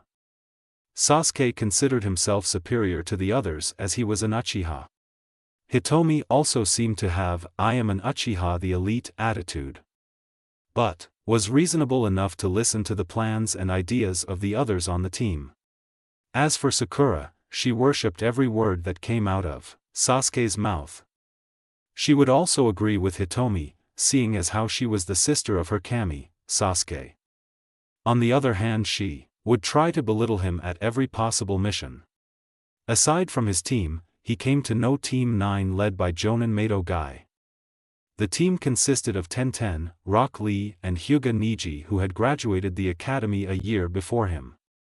He had come across Tenten few more times during training. She was impressed by his training regime and had taken to meet him her team. I am not going to describe to readers about the team members. He had made fast friends with Lee and the two would often test their skills with each other. Tenten had also become a good friend and had helped him understand the use of various weapons. As for Niji, the boy was deluded greatly by the concept of fate shaping one's destiny. But the boy was dangerous in combat with his use of Juken, Gentle Fist, the special taijutsu of the Hyuga clan. But meeting Guy-sensei had helped him a lot. Guy-sensei had asked him about his training regime after hearing a bit about it from his female student. After hearing his training regime, Guy and Lee went on to declare of how he flowed with the power of youth. Guy was helping him to improvise his taijutsu, which he was trying to learn from one of the scrolls he had found in his parents' house. As for the other teams from his batch of graduates, Team 8 and 10 were the only other teams to pass. The Jonin sensei of Team 10 Sarutobi Asuma was also a lazy person according to Ino. He had yet to teach them any new individual skills, but at least had helped them in their original skills along with teamwork exercises. Kurenai Yuhi, the Jonin sensei of Team 8, was the only rookie team sensei to teach their team. She not only trained her team on their teamwork and sharpening their original skills, but also taught her team a lot of useful stuffs required for a shinobi. Normal POV. Naruto was brought out of his thoughts at the sight of Tora being hugged to death by its owner. Jaya haha. In your face, stupid cat, thought Naruto. No wonder it ran away, thought Sakura. I pity Tora, thought Hitomi. Thought Sasuke.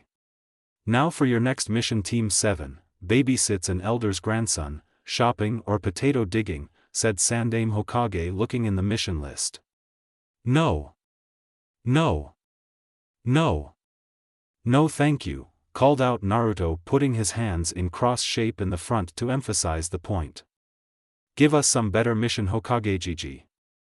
The missions we have done so far are nothing but some stupid chores. Geez. How annoying. Thought Sakura. I agree, said Sasuke. These are indeed not ninja missions, Hokage-sama, said Hitomi. Sigh. I thought it was about time, but even Hitomi and Sasuke, thought Kakashi. Naruto. It seems I have to explain to you what these duties are all about, said the Hokage, and went on to explain about various missions and who are they assigned to. If you don't know what he says, you haven't read the manga yet, so what the heck are you doing reading this? I understand all that stuff you said, but at least give us a better mission, said Naruto. The old Hokage thought over it a few seconds and then said, okay. I am giving your team a C-rank mission. It is a protection mission of a certain individual. He then asked his secretary to bring in the said person.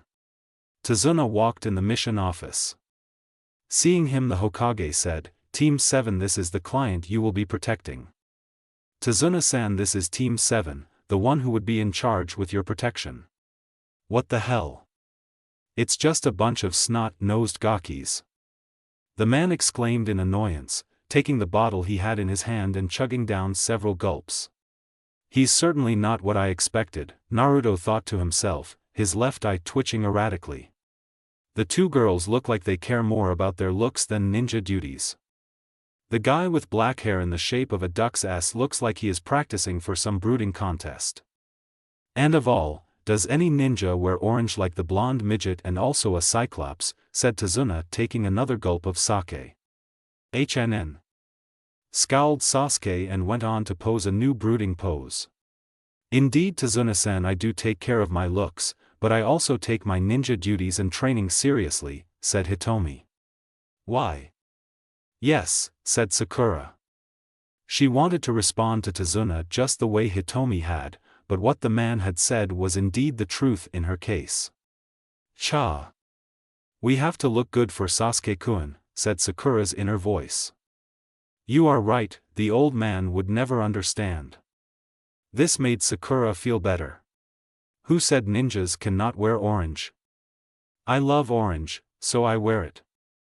Get your knowledge right, old man Tazuna. Ninjas are not known for what they wear but are known for their skills, said the blonde, shocking the people in the room. And who are you calling a midget? I am going to kill you. He jumped forward to attack Tazuna but was stopped by Kakashi. Now it isn't nice to kill the client before the mission starts, said Kakashi with a smile. Right. Tazuna stuttered a bit as he heard the words of the blonde. Anyways, my name is Tazuna, and I am a master bridge builder. You will escort me back home to Nami no Kuni, where I am building my next bridge. Somehow, despite his drunken stupor, Tazuna managed to straighten himself. I expect all of you to protect me, even it costs you your lives. Right then, Kakashi said as he tried to cool off the tension between his students and client. Let's all meet at the East Gate tomorrow at 8 in the morning. Pack for about a week's worth mission. Team 7 left the tower to meet tomorrow for their first C-rank mission. End chapter.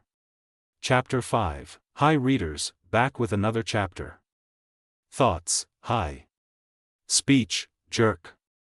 Jutsus, kuchios no jutsu, when used, mizu bunshin no jutsu, when mentioned.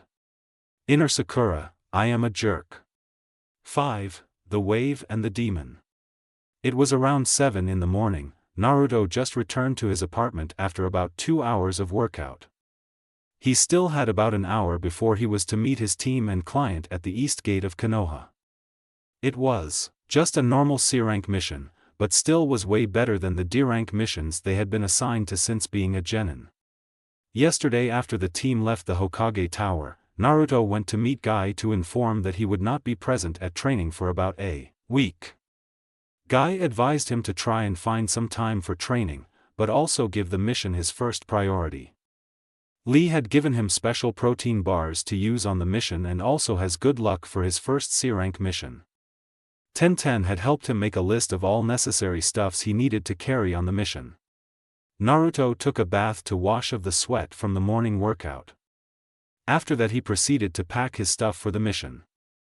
Naruto's attire consisted of dark blue shinobi pants, dark blue t-shirt, orange half-sleeve jacket, blue shinobi sandals and fingerless gloves.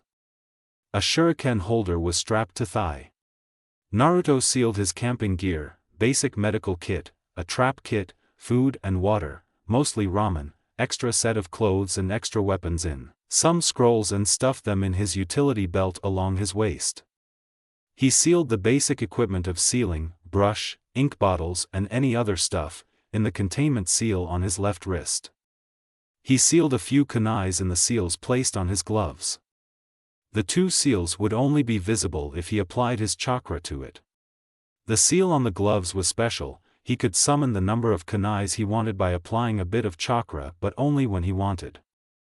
The seal would not interfere when he molded chakra while using a jutsu.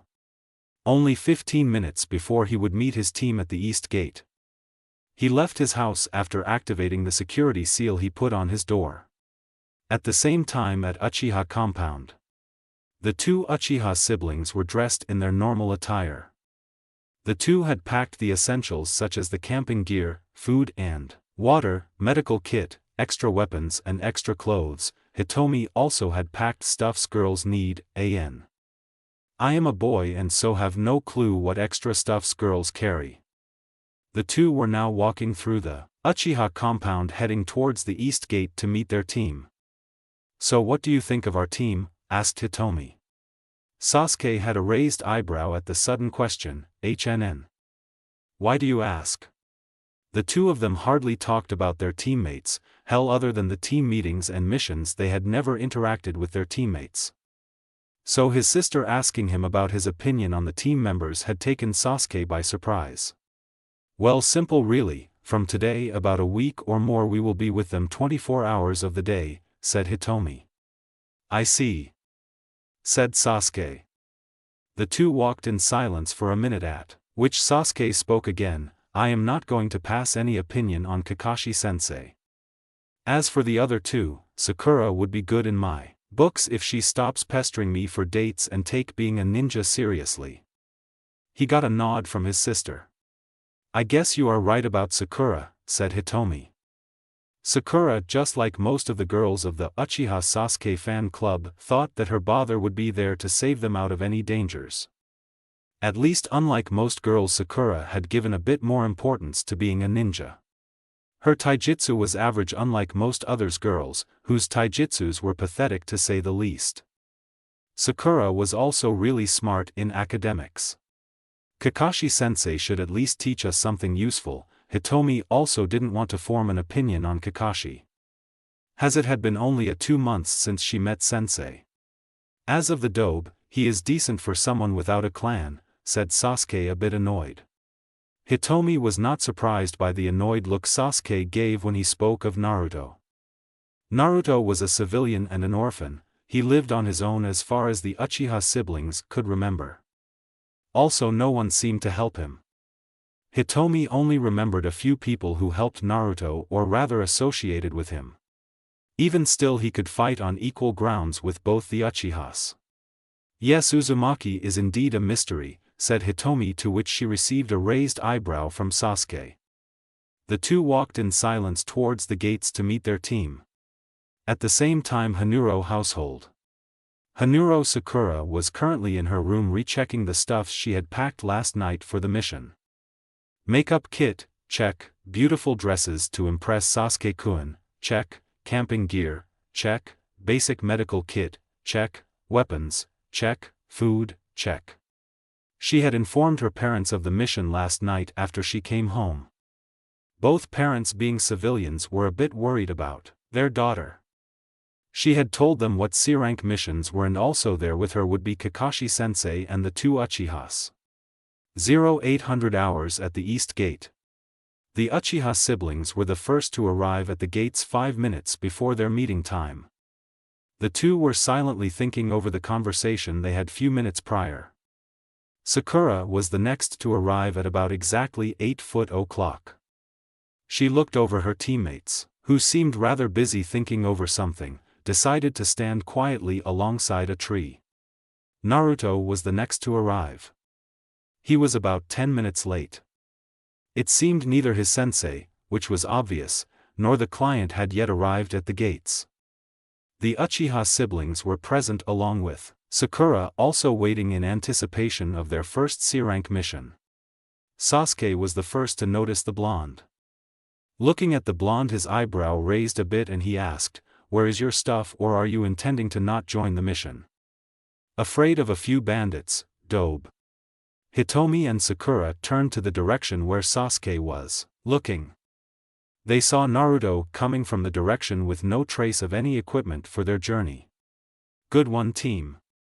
As for my stuff," said Naruto, pointing at the pockets of his pants, "I got everything in here." "Baka, we are not going out for maybe weeks," shouted Sakura. "Now Sakura, have you never heard of sealing scrolls?" asked Naruto. This answered the question of the three of where Naruto's stuff was. 1 hour later, Kakashi showed up with Tazuna at the gates. All of his students were already present there and currently resting along the trees. When his eyes settled on Naruto and saw the boy was not carrying any stuff with him, he was about to question the blonde when his eyes lay on the book he was reading. A book on Fuinjutsu. Now that is interesting, thought Kakashi. "Naruto, your stuff?" asked Kakashi to Naruto, who pointed at his pockets. "Sealing scrolls?" asked Kakashi, to which the blonde nodded. Kakashi decided to ask where the boy got the scrolls from, but decided that on a later time. "Okay team, let's go." On the road to Wave, Team 7 quietly walked down the road along with Tazuna towards their destination. This was their second day on the road. The whole journey until now was a quiet matter apart from the times when Sakura was trying to make Sasuke notice her. It was afternoon time and the sun was shining with all its grace. As they were walking, Naruto and Kakashi's gaze fell upon a puddle of water in middle of the road. Naruto looked at his sensei with a look which said, "What we do now?" Kakashi smiled, passing a message, "Just relax for now." The puddles indicated to both Kakashi and Naruto that there were ninjas hiding and were ready to ambush. But the question that came in their mind was on whom. As the team walked past the puddle, two figures rose from it. They quickly wrapped Kakashi with the chains attached to their gauntlets, quickly killing Kakashi. The 4 members of Team 7 and Tazuna, seeing this, went in a bit of shock as they saw the body of Kakashi being torn into pieces. The 2 attackers ran forward to attack the others. Naruto was the first to come out of shock, watching the attackers go after Tazuna. Naruto hurried between Tazuna and the 2 attackers, delivering kicks to the midsection of the 2. The kicks forced the 2 to lose their balance. A shuriken and kunai thrown by Hitomi caught the chain and pinned the 2 to a nearby tree. After being pinned to the tree, Sasuke delivered kicks to their heads. Sakura, coming out of her shock, hurried towards Tazuna and placed herself before Tazuna in a defensive manner with a kunai in hand. The 2 attackers were not expecting themselves in such a position. They had been patiently waiting for their target, the bridge builder, to arrive, hiding themselves in a puddle of water. The bridge builder came along with a team of 5 shinobis, a jounin and 4 genins. They passed the puddle without knowing the threat it possessed. As they team past the puddle, they had come out of hiding and attacked the most possible threat in their goal to kill the bridge builder. The jounin had been an easy kill, so they figured the genins would not be much. But now both of them were pinned to the tree. Damn those bastards, was the thought of both of the attackers. The two of them released themselves from the chains connecting their claw gauntlets and charged towards the bridge builder. Naruto recognized the two from one of the bingo book he had copied information from. The two attacking them were labeled as the Demon Brothers and were Chunin ranked missing nin from Kirigakure. The two were known for their teamwork and use of poisoned weapons. Knowing it would be not good to let the two initiate the attack, the two had to be dealt swiftly. Naruto brought his right hand in front of his mouth and blew wind-infused chakra into his palm, creating small, whirlwind-like ball, i.e. Kaze no Boru o Rasenjo, spiraling wind ball. He fired 2 in quick succession at the 2 attackers. The Demon Brothers were taken completely by surprise when the 2 small balls of wind connected with each of their stomach, knocking the wind out of them. The 2 were immediately knocked unconscious. Kakashi decided to come out of hiding and make his presence known.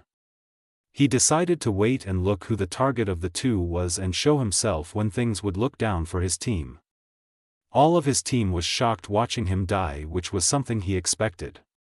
The team had gathered themselves quick and stopped the duo's attack. But most surprising was the jutsu that Naruto used at the end, which knocked the Demon Brothers unconscious. "Kakashi-sensei. You are alive, but how?" called Sakura out loud.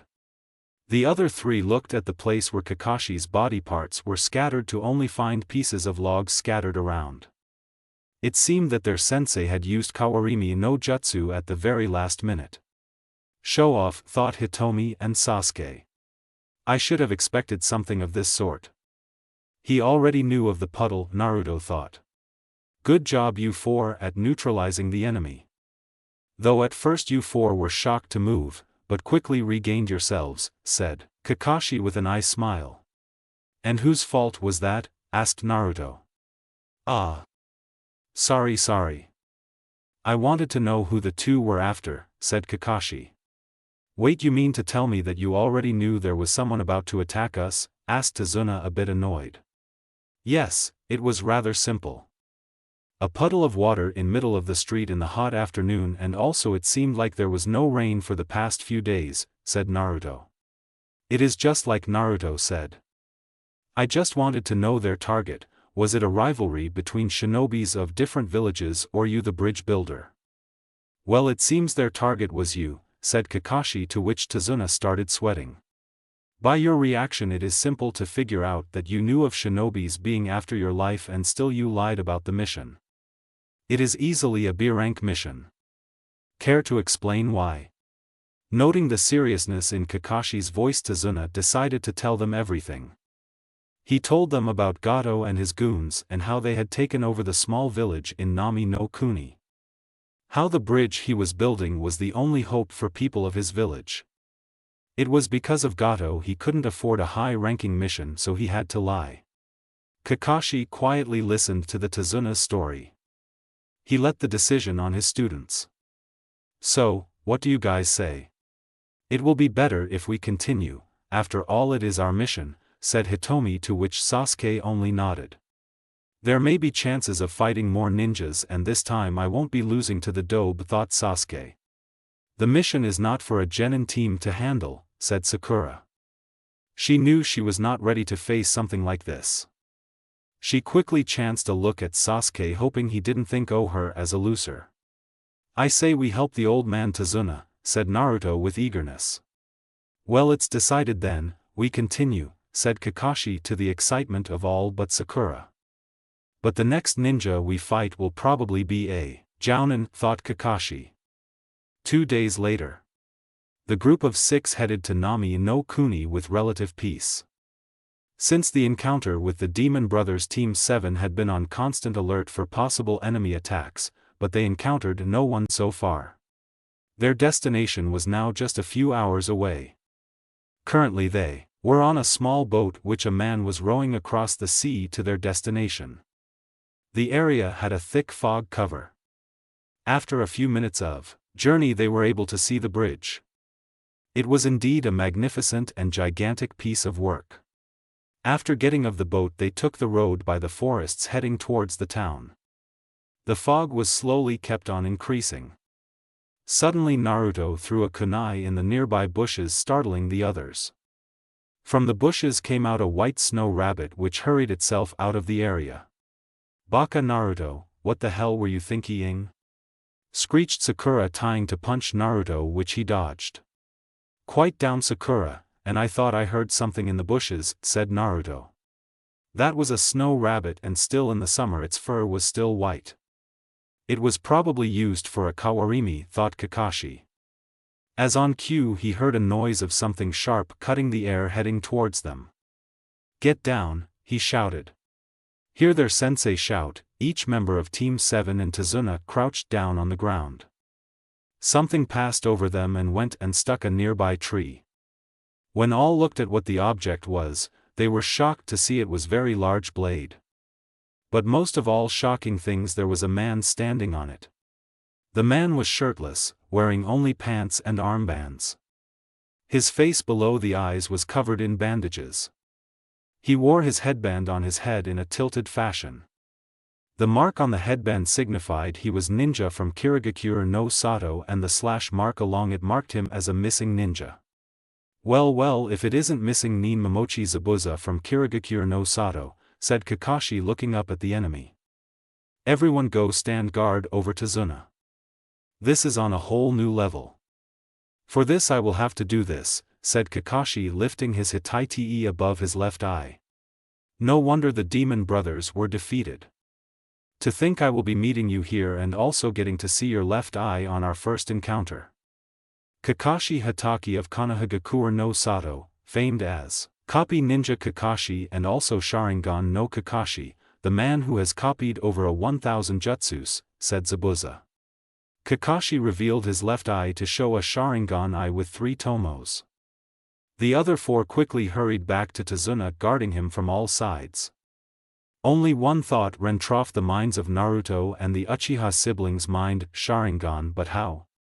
Zabuza got to the nearby water body standing on it, called out, "Let's see you fight against this Kirigakure no Jutsu." Suddenly the mist in the area gradually increased to the point it was hard to even see what was next to you. "Team guard Tazuna at your best, leave him to me. He will come after me first." Zabuza is a master of Mugen no Satsugai, silent killing, art. You don't even know when he strikes until you are dead. Also, due to the mist I can't use the Sharingan, said Kakashi. The 4 genins stepped further close to Tazuna. The mist was getting thicker every second, while the air was filled with powerful killing intent. All the 4 genins along with Tazuna were shivering from the killing intent. Suddenly everyone heard Zabuza's voice: 8 choices. Liver, lungs, spine, clavicle vein, neck vein, kidneys, heart. Which one should I go after? What an incredibly dangerous killing intent. It feels like I will die if I make a move. Thought Sasuke while shivering and sweating. Unbelievable, is this what it means to feel like to die, though Hitomi while she too was shivering and sweating even more than Sasuke. Sakura was slowly drifting to unconsciousness with the amount of pressure. Tazuna was in same state as Sakura. Is this how fight between 2 ninjas happen? Steady, thought Naruto while trying to control his shaking. Don't worry, I will protect you all even if it kills me. I don't let my comrades die, said Kakashi with an eye smile, relaxing all. We will see about that, they all heard Zabuza say, and suddenly he was in between the genins and Tazuna. As he was about to cut Tazuna, Kakashi appeared behind him. And now the fight goes on the same way as in manga until Zabuza captures Kakashi in his Suiro no Jutsu, water prison jutsu. Kids nowadays call themselves ninja when they wear the Hitai. But you know what? A real ninja is someone who has survived numerous brushes with death, said Zabuza while creating a Mizu Bunshin, water clone, of himself. Basically, once you are good enough to be listed in my handbook. Continued Zabuza, but was interrupted by someone shouting. Kage Bunshin and Ojutsu, Naruto called out, creating about 50 clones surrounding Zabuza. I would have loved to listen to you speak, but first have a sensei to save, said Naruto. What are you doing, Naruto? He is not someone you guys can beat. Take Tazuna-san and run away. As long as he is keeping me trapped, he can't move.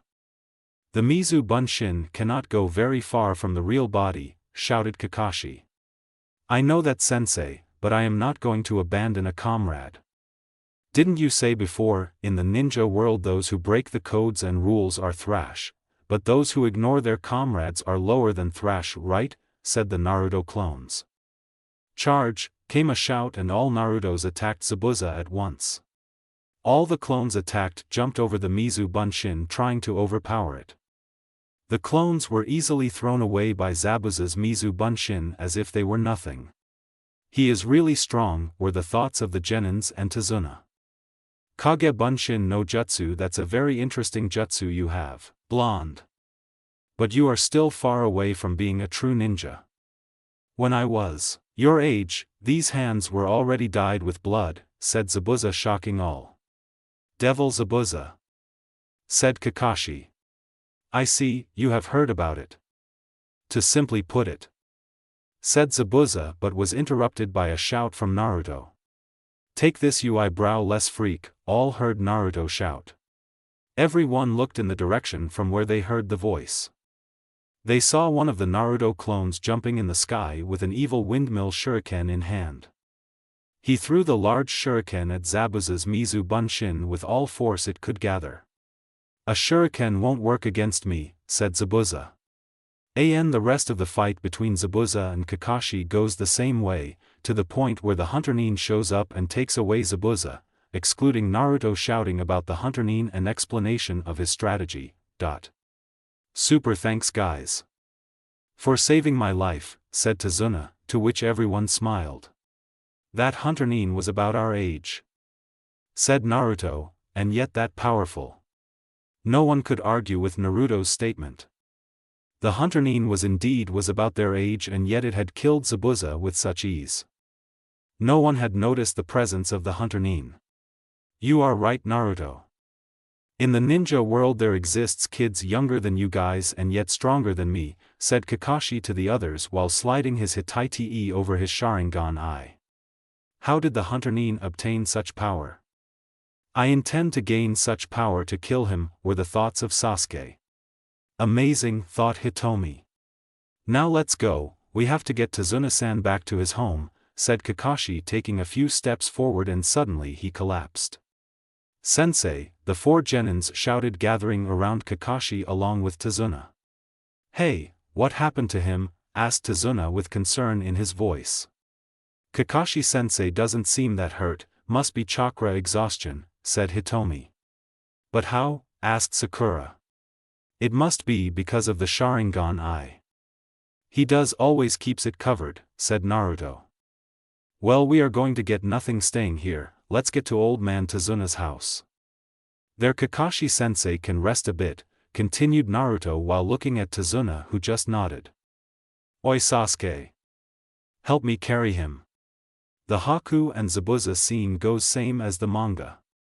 At Tazuna's house. Currently the four Genins were sitting around a sleeping Kakashi. The four were currently trying to get a look at the face of their sensei beneath the mask he wore. Suddenly Kakashi awoke in a sort of panic, startling the four. What am I missing? Was the thought of Kakashi. You finally woke up, it seems, said Tazuna, who entered the room along with a woman in her late 20s and a boy about 7 to 8 years old. Tazuna introduced the two as his daughter Tsunami and his grandson Inari. Tsunami thanked the ninjas for safely escorting her father back home. Inari didn't say anything and just quietly left, and Tsunami left after him to prepare some food for all. Sensei, you look a bit worried, said Naruto. I was just thinking about the fight with Zabuza, said Kakashi, earning confused look from all his students and Tazuna. Do you remember what weapon the Hunter Nin used and what happened afterwards? Well, the hunter Nin used senbons, said Hitomi. And afterwards took Zabuza's boy to dispose it, said Sakura. Sakura, Hitomi, Sasuke and Tazuna could not understand what Kakashi was getting at, trying to remember the fight where Zabuza had died by the hands of the hunter Nin. Naruto's face looked calm and normal, but on the inside he was trying to figure what Kakashi was getting at. Kakashi went on to tell about what hunter Nins are used for. How they are responsible for disposing of a ninja's body of their country so its secret won't be known to others. Also, those hunter Nins are taught how a human body works and how to disable and destroy it. That fused the bulb in Naruto's head. So you mean to say that Zabuza is alive, said Naruto, earning gasps from all but Kakashi. Naruto baka, you really are an idiot. Kakashi-sensei checked on Zabuza and he was surely dead, said Sakura with a scowl. Actually Sakura, I think Naruto is right, said Kakashi, which caused a look of horror spread on all aces present. But sensei, you checked Zabuza's pulse yourself and declared him dead, said Hitomi. Kakashi went to explain how senbons are mostly used for disabling a person. As also a hunter Nin who knows a human body can put a body in a death-like state which can fool anyone. He also said that it would take about a week or two for Zabuza to attack again. It would take that much time for him to recover the injuries and death-like state, when everyone asked what they were to do when he attacked, since Kakashi was bedridden. For the next few days I will be training you, so that you can also help more in the fight, said Kakashi. How can training for a week help to fight someone like Zabuza? With whom even you had trouble fighting with, asked Hitomi. Now don't count yourselves down. You all did well against the demon brothers, and that was a nice plan you implemented against Zabuza, said Kakashi, to which Naruto flashed his biggest grin. But it was risky too, you should have taken help from your teammates, continued Kakashi with a bit of disappointment in his voice. At first I was going to make them join my plan, but it all changed when Zabuza decided to talk about his past, said Naruto, earning a questioning look from all and a raised eyebrow from Kakashi. Does he know? Thought Kakashi. Naruto continued, I don't know what Zabuza intended to say, but whatever it was not good. As each word he spoke your facial expressions turned pale and angry at the same time. It sure was something that would have destroyed the little confidence we had. So I decided to take quick action. I see, and yes, you were right, said Kakashi, and went on with what Zabuza was going to say. You must know it, so I am not going to write. When Kakashi was finished, everyone's face in the room had turned pale. There was silence for about 2 minutes, which was finally broken by Tazuna. You did a great job, brat, shouted Tazuna, patting Naruto's shoulder. It is good that Uzumaki ended the speech in middle, or we would be frozen just like now against a jounin who wanted to kill us, thought Hitomi. Damn you, Dobe, even at a time like that you were able to steady yourself and fight, while I, an Uchiha, could not do a thing, thought Sasuke, but next time I will be prepared. Naruto was able to come up with all this, thought Sakura, looking at Naruto. Cha. I bet even Sasuke-kun could have done all this, said inner Sakura, to which Sakura only nodded. End chapter. Well, thanks for the reviews that you sent. Now you may have seen not much new I have put up in the chapters so far. I only showed Naruto to be a bit more powerful. So far I have focused on his character development. The Zabuza vs Kakashi fight was hardly changed, simply Zabuza is very powerful for the now Naruto. Even Kakashi could hardly keep up with him. Chapter 6. Hi readers, back with another chapter. Thoughts, hi. Speech, jerk. Jutsus, Kuchiyos no Jutsu, when used, Mizu Bunshin no Jutsu, when mentioned. Kyubai speaking, I want to tear you into pieces. Kyubai thoughts, world domination. Inner Sakura, I am a jerk. 6. Training. After the talk and having a healthy breakfast, Team 7 along with their sensei went to the woods nearby Tazuna's home. Kakashi had informed them that he would be training them so they could have a better chance when they meet Zabuza next time in a fight. All were enthusiastic about the training, as this would be the first time Kakashi would be truly training them. They stopped in middle of a clearing in the woods. Now as I told you before, I will be training you so you can stand a better chance in the fight, said Kakashi while holding his support crutches. So you are going to teach us some awesome jutsu, Kakashi-sensei, said Naruto with enthusiasm and stars for his eyes. In a way, yes, said Kakashi. I am going to teach you today the art of tree walking, continued Kakashi, to which the other four had a huge sweat drop. But Kakashi-sensei, we already know how to climb to trees, said Sakura. That you indeed do, but oh, you know how to climb without using your hands? Asked Kakashi, to which he got confusing look from his three students and a bored look from Naruto. This didn't go unnoticed by Kakashi. What do you mean by that, sensei? Asked Hitomi. Watch carefully, said Kakashi. He formed the Hitsuji, Ram, hand sign, gathering chakra in the soles of his feet. He then quietly walked to a nearby tree and set a foot on the tree and then the other, clinging onto the tree. He walked up the tree as if walking on the ground to a nearby branch, to the amazement of three of his team. Now you all try this by concentrating chakra to the sole of your feet. Take a running start, that will help you, said Kakashi, throwing a kunai in front of each of his student. Use the kunai to mark the height you reached and then try to surpass it. Not that I mind, sensei. How is this going to help us be strong? Asked Hitomi. Kakashi then went on to explain the usage of chakra and how exercises like tree walking help one to make better use of one's chakra with not wasting much. With all said, the four started with their training. Hitomi and Sasuke took a running start, while Sakura first concentrated her chakra the same way as Kakashi and walked up the tree. Naruto, on the other hand, just went towards the tree and quietly walked on it. Hitomi and Sasuke quickly fell of the tree after about 15 steps. The place from where Sasuke fell showed a small crack in the bark.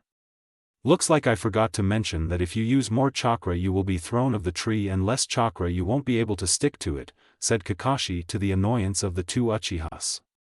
I thought the first to fall of the tree would be Naruto, but it doesn't seem that way, thought Kakashi, looking at the tree where Naruto was calmly climbing the tree. This seems rather easy, came Sakura's voice. The three looked to the place they heard Sakura's voice come from. They saw that Sakura had already climbed up the tree and was now sitting on a lower branch. Looks like the two Uchiha are not so great. Sakura has easily done what was to be done on her very first try, said Kakashi, causing an angry and disappointed look on both Uchihas. Kakashi-sensei, don't be mean to Sasuke-kun and Hitomi, shouted Sakura. Cha! He is going to make Sasuke-kun hate us, came inner Sakura's voice. Right, thought Sakura, agreeing to her inner self. And looks like even Naruto has got a good hang of the exercise, said Kakashi. The three looked towards the tree which Naruto had chosen. The sight caused more anger in the Uchihas and also Sakura. Naruto was clinging by his feet to the highest branch of the tree. Hitomi and Sasuke went on to continue with the exercise, not to be upstaged by their two teammates. Naruto jumped down in front of his sensei while Sakura went on to rest and watch Sasuke train. Sakura, continue with the exercise. Your chakra control seems good and continuing the exercise will help your chakra reserves to grow. Hitomi and Sasuke, continue until you get it right. Naruto, you come with me, said Kakashi. Damn that dope again, knowing something I don't, thought Sasuke. Who taught tree walking to Uzumaki, thought Hitomi. It seems you already knew of the exercise by the way you performed it, said Kakashi to Naruto as the two walked to a new clearing. I didn't know of this exercise, but I did perform it before, said Naruto, to which Kakashi's eyebrow was raised a bit. Seeing Kakashi's reaction, Naruto continued, you see, I thought that all ninjas were supposed to know how to climb walls and walk on water, so I trained a lot. I never knew the exercise had such a meaning and benefits. So I take you can walk on water too, said Kakashi, to which Naruto only nodded. Well, so what are you going to teach me now? Some cool awesome jutsu, said Naruto with stars in his eyes. Well, since you also know water walking, I will teach you a jutsu, said Kakashi, to which the stars in his grew bigger. I recollect you using the Kage Bunshin and Suiton, Ja no Kuchi, water release, snake's mouth, during the bell test, and also use a futon jutsu which I didn't recognize. To which Naruto only nodded. The futon jutsu is a jutsu I created and is named Kaze no Boru o Rasenjo, spiraling wind ball. I wanted to create a small ball of compact wind, but it didn't have much power. I was struck by an awesome idea by watching a spring in action. The next time I compacted more wind chakra into the ball by spiraling it. And that is how I created my awesome jutsu, said Naruto. On the outside Kakashi only had his single eyebrow raised a bit, but in the inside he was in a complete shock. Amazing to come up with such a jutsu by himself. From what I saw, it is easily a B-rank jutsu and also so much similar to Sensei's Rasengan, thought Kakashi. So I take it you know of your nature affinity, said Kakashi, to which Naruto nodded. And I take it is wind. I have 2 nature affinity of wind and water, said Naruto, surprising Kakashi more. I see, said Kakashi. Dual affinities were not that rare, but still it was surprising for Kakashi. I take it you have also complete nature manipulation of the 2, said Kakashi, to which Naruto hesitantly nodded. Care to tell me where you learned it from? Asked Kakashi. Naruto scratched the back of his head in a sheepish manner. Well, I am good at sneaking at places without anyone's notice. Kakashi did remember of all the pranks Naruto had pulled during his academy days. Of how it was not until he finished the pranks was he even noticed. He specifically remembered the prank on the Hokage monument and the itchy powder prank on some Jounin clothes which were in the Jounin lounge. Indeed. They reached a clearing in the woods a bit further away from their team. I am going to teach you 2 jutsus, one is a futon and the other is katon jutsu. Now I know you are not a fire type, but you can use it in collaboration with your futon jutsus, said Kakashi, to which Naruto nodded. Now the futon jutsu is called futon, kami orosher, wind, release, godly wind from the mountain. The jutsu creates a vortex of wind to blast at the target. The katon jutsu is called katon, ryuka no jutsu, fire release, dragon fire technique. It's as the name suggests, you breath fire in the shape of a dragon, said Kakashi. Kakashi showed Naruto the hand signs required for both jutsus. He also explained how to convert chakra to use katon jutsus. He couldn't give a demonstration of the jutsus since he was still suffering from chakra exhaustion. After giving Naruto all the information he would require to learn the jutsus, he went on to check on his other students. 4 days later at Tazuna's house during dinner time. The Genins along with Kakashi and Tazuna's family were currently having dinner. The 4 had just returned from their training. Kakashi's POV. Kakashi was proud of his students' progress so far. Hitomi and Sasuke were able to walk up to the top of the tree. Sakura's chakra reserves were slowly increasing with the exercise. The 3 were now trying to get a hang of doing the exercise subconsciously as they had seen their blonde teammate do. As for Naruto, he was already able to use the futon, kami orosher, wind release, godly wind from the mountain, which showed to Kakashi that the boy had a good grasp of futon jutsus. He had still not managed to get a hang of katon, ryuka no jutsu, fire release, dragon fire technique, but it was clear that his progress with the jutsu was better than Kakashi expected. The 4 are doing well with their training. Sakura's chakra reserves are coming along good. If she keeps up training to increase her reserves, and with the kind of chakra control she possesses, she can turn out good. She only has to drop her fan-girlish nature, thought Kakashi, looking over at Sakura, who looked tired from her training. As for Hitomi and Sasuke, their chakra reserves are already better than many genins I have known of, and they will only keep on increasing. The 2 would be really someone to watch in the future, thought Kakashi, looking over at the siblings who were in the same condition as Sakura. But Naruto, the boy already possesses huge amount of chakra, even larger than me. I was already surprised to know not only knew a dozen of jutsus but also had completed his nature manipulation training. He would grow on to be really powerful in the near future. The way he is going, he might achieve his dreams for sure, thought Kakashi with a smile beneath his mask, looking towards Naruto. End POV. Naruto had kept up with his training regime he used while he was home. He kept up with his physical and taijutsu training. He had also increased the power of the resistance seal he used while training. He had given most of his time in learning the two jutsus Kakashi had explained him. After 4 days of continuous practice, Naruto was finally able to use Futon, Kami Oroshir, wind release, godly wind from the mountain, to its full potent as per Kakashi, when he gave Kakashi a demonstration. For the second jutsu, work was still in progress. It took him 3 days to finally create fire from his mouth. Kakashi had finally today given him a demonstration of Katan, Ryuka no Jutsu, fire release, dragon fire technique. It was just now getting right amount of fire-natured chakra and manipulating its shape to use the jutsu as Kakashi had told him. Now listen guys, called Kakashi, getting the attention of the others. You all are doing good in terms of your training, and I want you to continue to make yourself better.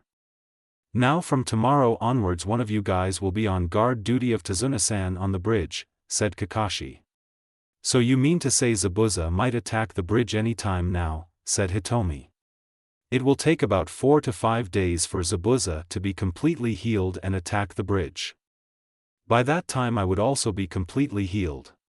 This is just a safety precaution if some bandits attack the bridge, said Kakashi with an eye smile, reassuring all present at the table. Naruto, you will be on guard duty tomorrow. Okay. If any of Gato's bandits come, I will show them who is the boss, said Naruto. You will all get yourselves killed, said Inari, startling all. Nope, that won't happen. I don't intend to die until I reach my dreams, and I am not going to let anything happen to old man Tazuna, said Naruto. No one can stand against Gato, said Inari, looking a bit angry. I don't know what the 4 of us can do, but Kakashi-sensei can easily take care of Gato and his goons. He is considered one of the strongest shinobi of our village. He has also fought in the 3rd Great Shinobi World War and is the student of the Yondaime Hokage, the hero of our village, said Naruto. Inari was wide-eyed. He looked a lot angrier and shouted, "There are no such things as heroes in this world," and left out of the room.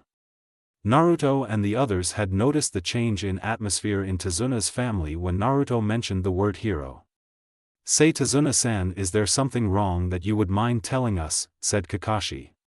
As you are protecting me and in a way protecting the country, let me tell you the story of the man who was called the hero of this village, said Tazuna. You guys already know the story, so not going to write about it. If you don't know the stories, just read the manga or watch the anime. After hearing the story, did the 5 from Konohagakure really understood what the county was going through? Naruto got up from his seat and quietly walked up to the door. Naruto, where are you going? Asked Kakashi. To show that brat that heroes do exist, said Naruto, and walked out of the house. Unknown to all, Inari had heard everything and seen the reactions of the others. Clearing in the woods. It had been 2 hours since Naruto had left Tazuna's house to train. But his mind was too much clouded by the story. He decided to do something calming. He decided to meditate a bit. Meditation was not something Naruto could do well enough. The meditation Naruto used was one which he sat in a place quietly trying to sense his own chakra.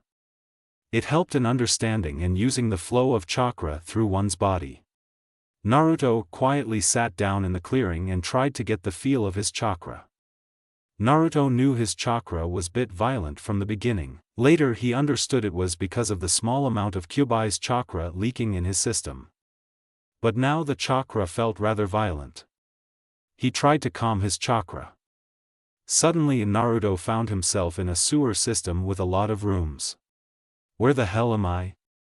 And what is this place? Asked Naruto to one in particular. Suddenly a cold chill ran down his spine as he felt fear unlike any he had through his life. The air in the place was filled with vile and animalistic sensation. Could this possibly be? Thought Naruto, and walked towards the source of sensation, hoping to find that his thoughts were wrong. Finally he came to the place which felt like the center of the sensation. It was a very large room which had walls on 3 sides and a huge gate on the 4th side. The gate had a paper in the center with the kanji seal inscribed on it. The sensation that Naruto felt had increased a lot. The sensation came from behind the gates. Suddenly 2 big red eyes with slits in the middle came into his view.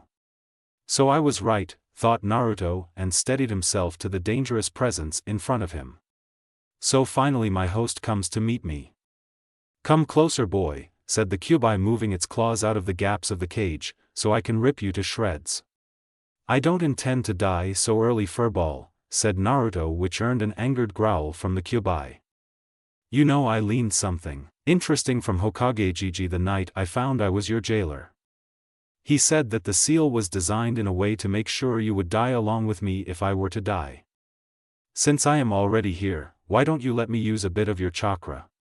You think you can handle my chakra, you pathetic human, said Kyuubi. No, I don't think I can handle your chakra for now, but at least I can handle a bit of your chakra. It will come in handy in sticky situation, said Naruto. Very well, you can borrow a bit of my chakra, said Kyuubi. But remember well, when I get my chance I will take over your body. Now get lost, shouted Kyuubi, letting a huge burst of chakra forcing Naruto out of the mindscape. Next morning. Haku was currently gathering some herbs from the nearby area, when she spotted someone lying in the clearing in the forest. Haku decided to take a closer look at who it was. The person Haku saw there was one of the shinobis currently protecting Tazuna. Slowly Haku's hand went towards the boy's throat. It was the sensei of this boy that had nearly killed Zabuza. It was not that Haku wanted to blame him for what his sensei had done. But the boy was the one who had helped out his sensei when he was trapped in Zabuza's Suiro no Jutsu, water prison technique. It was a simple yet a very brilliant plan which the boy came up in an instant. Such an opponent would indeed cause them trouble in their next attack. Haku's hand reached his neck, but even having the boy lay there ready to die, Haku couldn't do it. It was not in Haku's nature to kill someone, especially one who was so defenseless. Haku's hand moved from Naruto's neck to his shoulders, gently tying to shake him awake. Wake up. If you sleep in such a place you will catch a cold, said Haku. Naruto felt a hand on his shoulder gently shaking him and heard a soft voice calling him to wake up. When he opened his eyes he blushed a bit seeing the person in front of him. It was a young woman who looked to be maybe a year or 2 older than him. She had long dark brown hair, and chocolate brown eyes. She was wearing a pink yukata with blue floral designs on it. A small black choker was around her neck. She was currently smiling at him with a kind smile. Only one thought ran through his mind: beautiful. Hello, was the only thing Naruto could say as he got up in a sitting position. Hello, the name is Haku, said the person in front of Naruto. Not that it is any of my business, but it's not good to sleep in the woods during night time. You could catch a cold or some other infections. Don't worry about it, I never fall ill. I was training here last night, said Naruto. Well, that's not a complete lie, I did come here to get some training done.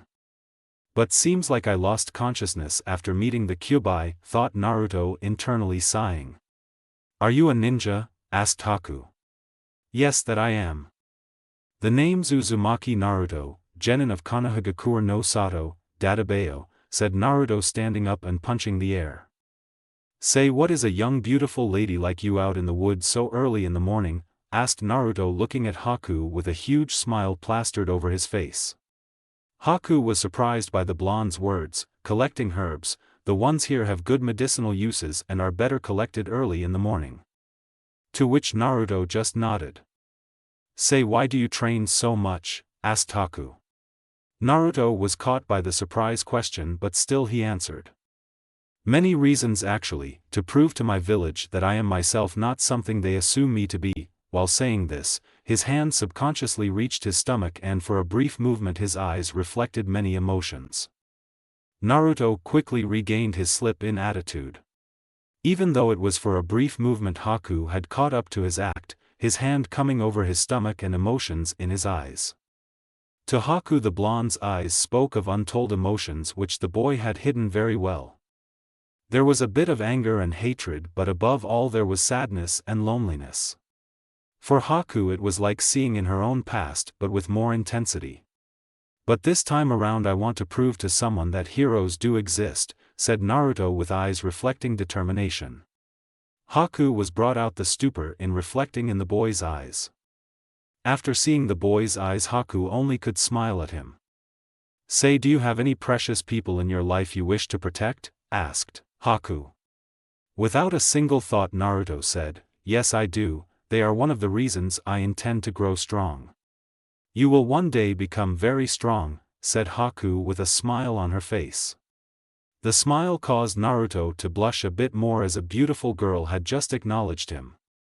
But still he was confused by what Haku just said. Haku saw the confusion and said, "You see, it is my belief that when someone intends to protect someone precious to them, they truly become strong." Naruto remembered the story told by Tazuna to them about Kaiza, and now he understood what the girl in front of him meant. "I suppose I get it," said Naruto. Naruto helped Haku in gathering the herbs Haku required. The two had small talks while collecting the herbs. The two seemed to enjoy each other's company. The work finally finished and Haku decided it was time for her to leave. "See you sometimes again, Naruto-san," said Haku. "Yes, I would also love to meet you again sometimes," said Naruto as he waved goodbye. "Oh, I almost forgot to tell you, but I am a boy," said Haku. But to Haku's surprise, Naruto said, "I don't why you are lying, but it's useless. You see, my sense of smell is rather good for a ninja, not better enough to identify people by their smell or track people. I can at least distinguish between a male and a female if I am to get close to them." Haku was surprised at what Naruto said.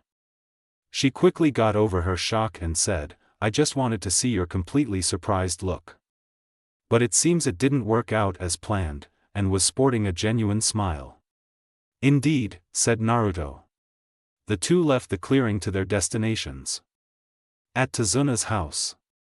Naruto entered the house to see all members present at the dining table eating breakfast. Naruto joined them on the table. "Good timing, Naruto. Tazuna-san was about to leave," said Kakashi. "Sensei, before we leave, may I have a word with you?" asked Naruto, putting his hands over his stomach. Kakashi caught the seriousness in his student's voice and where his hand went to. "Okay," said Kakashi with an eye smile. All ate breakfast in relative silence. After breakfast, Kakashi and Naruto left the house to a private area out of every ear's reach. Naruto told about his contact with the Kyuubi last night while he was trying to meditate. Naruto told Kakashi every single detail of his encounter. Kakashi quietly listened to Naruto as he recalled his events of last night's encounter with Kyuubi. He was very proud of Naruto had handled the situation pretty nicely. "Yes, sensei," said Naruto. Naruto then went on to join Tazuna to the bridge. There he saw one of Tazuna's workers by the name of Jichi leave the job. While on the road in the village, did Naruto notice the state the village was in. There was a sense of poverty and hopelessness spread throughout the village. People looked like they had been starved for days. As the two entered the market, Naruto saw the place hardly had any food in there. Outside on the way, Naruto saw some kids begging, so he decided to share the little food he had with them. "I knew you were doing something great," said Naruto, surprising Tazuna, "but now I can't describe your efforts in words." Tazuna smiled at the blonde's words and understood what he was trying to say. He smiled and said, "Someone has to it after all. Don't worry, old man Tazuna, leave your protection to us and you fearlessly continue with your work. I will stand to protect you no matter what, Dadabayo," said Naruto, punching the air. At the bridge, Naruto helped Tazuna, lending him extra hands. He created 10 Kage Bunshins which worked on the construction of the bridge by taking orders from Tazuna. 5 days later. It had been 5 days since Naruto first joined Tazuna to the bridge. Kakashi had completely recovered 3 days back and was now always there with Tazuna at the bridge. The other 3 members of Team 7 had completed with their tree climbing exercise and had been able to water walk a few minutes by concentrating. From yesterday the whole team had decided to be present at the bridge. As for Naruto, he was finally able to use Katan, Ryuka no Jutsu, Fire Release, Dragon Fire technique. He had also been able to combine the 2 jutsus with the help of a Kage Bunshin. He named it Kazehai Kanbo en Ryu Yuzu, Wind Fire Combo, Flame Dragon Vortex. He had also met with a Haku a couple of times and the two had been on great friendly terms. For Naruto it felt nice to be around a friend like Haku. He had also helped Tazuna in the bridge construction work as often as possible. Last night Naruto had shouted at Inari for trying to show them down, and it goes the same way in the manga, the only difference Naruto comes alone to the house. Currently Naruto was sleeping in one of the rooms in Tazuna's house. His team had decided to let him sleep as he had overexerted himself again. The event from Naruto leaving the house in a hurry and coming back to save Inari and Tsunami happens the same way as in the manga. At the same time, at the bridge. When Tazuna and Team 7, excluding Naruto, arrived at the bridge, they saw all the remaining workers were unconscious but at least not dead. The area was surrounded by thick mist. Quickly the 4 got around Tazuna in a protective formation. So he was alive after all, thought Kakashi. Kakashi-sensei, is this? Came Hitomi's voice. Yes, this is Kirigakure no Jutsu, Hidden Mist Jutsu, said Kakashi. Hearing Kakashi's words the other 4 got a little as to what it meant and started shaking a bit. Long time no see, Kakashi, Zabuza's voice came from the mist around them. Still hanging with the kids, and look, they are even shaking. Tell me Kakashi, where is the blonde brat? I intend to settle things with him over the little stunt he pulled on me before. As Zabuza finished speaking, 6 Zabuza Mizu Bunshins, water clones, surrounded the 5. End chapter. Jutsu list. Suetun, Ja no Kuchi, water release, snake's mouth Birank. Jutsu. This technique allows the user to generate a spinning column of water which will take the form of a snake with a gaping jaw. This snake can twist and follow its targets and swallow them. After it has swallowed them, it turns into a river that carries the enemy away. Kaze no Boru o Rasenjo, spiraling wind ball Birank Jutsu. This technique allows the user to breathe wind-infused chakra into the palm of their hand, shaping it into a small, whirlwind-like ball. Then the user will shoot it at their opponent. This technique seems to be very fast and powerful, as it is capable of smashing through thick rock. They can be launched in rapid succession. The jutsu is originally from Naruto Shippuden episode number 61 and is used by the hot-kissing girl Fuka. I am making this Naruto's original jutsu. Futon, Kami Oroshir, wind release, godly wind from the mountain Birank Jutsu. This technique creates a vortex of wind to blast at a target. Katan, Ryuka no Jutsu, fire release, dragon fire technique Sirank Jutsu. The user breathes fire along a cord or any other type of long object, which rushes forward in straight line catching the enemy on fire. The flames are meant to target and assault the enemy's upper body just like a projectile weapon. Kage Bunshin, Birank Jutsu. This jutsu creates clones of the user. Unlike the clone technique, these clones are actual copies, not illusions. The user's chakra is evenly distributed among every clone, giving each clone an equal fraction of the user's overall power. The clones are capable of performing jutsu on their own and can even bleed, but will usually disperse after 1 or 2 solid blows. They can also disperse on their own. The clones will be created in roughly the same condition as the original. Suiro no Jutsu, water prison technique Sirank Jutsu. This jutsu is used to trap a victim inside a virtually inescapable sphere of water. The only downside to this technique is that the user must keep at least one arm inside the sphere at all times in order for the victim to remain imprisoned. This jutsu requires a sufficient amount of water. Despite the fact that the prison is made up entirely out of water, it is stronger than steel. Once trapped, the target is unable to move while within it due to the heaviness of the water. Kirigakure no Jutsu, Hidden Mist Jutsu D-Rank Jutsu. This displacement technique is a specialty of the ninja from Kirigakure, where one causes a mist to spring forth by lifting up some water, then goes in and out of sight at will from within the pearly white realm. The mist's thickness is controlled by the amount of chakra needed into it. Mizu Bunshin, Water Clone C-Rank Jutsu. The water clone technique is similar to the Kaguya Bunshin, except it creates clones out of water that have 1/10 of the original person's power. 2. Like other solid clone techniques, the clones can be used to perform tasks the user is unable or unwilling to do for themselves. The range of the clone is limited, however, as it cannot travel very far from the original body without losing control. Like other clone techniques, if the water clones are injured enough, they will revert back to normal water. Kazehai Kanbo en Ryu Yuzu, Wind-Fire Combo, Flame Dragon Vortex will be explained in next chapter. Chapter 7. Hi readers, back with another chapter. Thoughts, hi. Speech, jerk. Jutsus, Katan, Hozenka no Jutsu, when used, Mizu Bunshin no Jutsu, when mentioned. Kyubai speaking, I want to tear you into pieces. Kyubai thoughts, world domination. Inner Sakura, I am a jerk. 7. The battle on the bridge. When the 6 Zabuzas appeared around them, the hands of the genins quickly reached their kunais. Sasuke and Hitomi looked ready to attack the Mizu Bunshins anytime.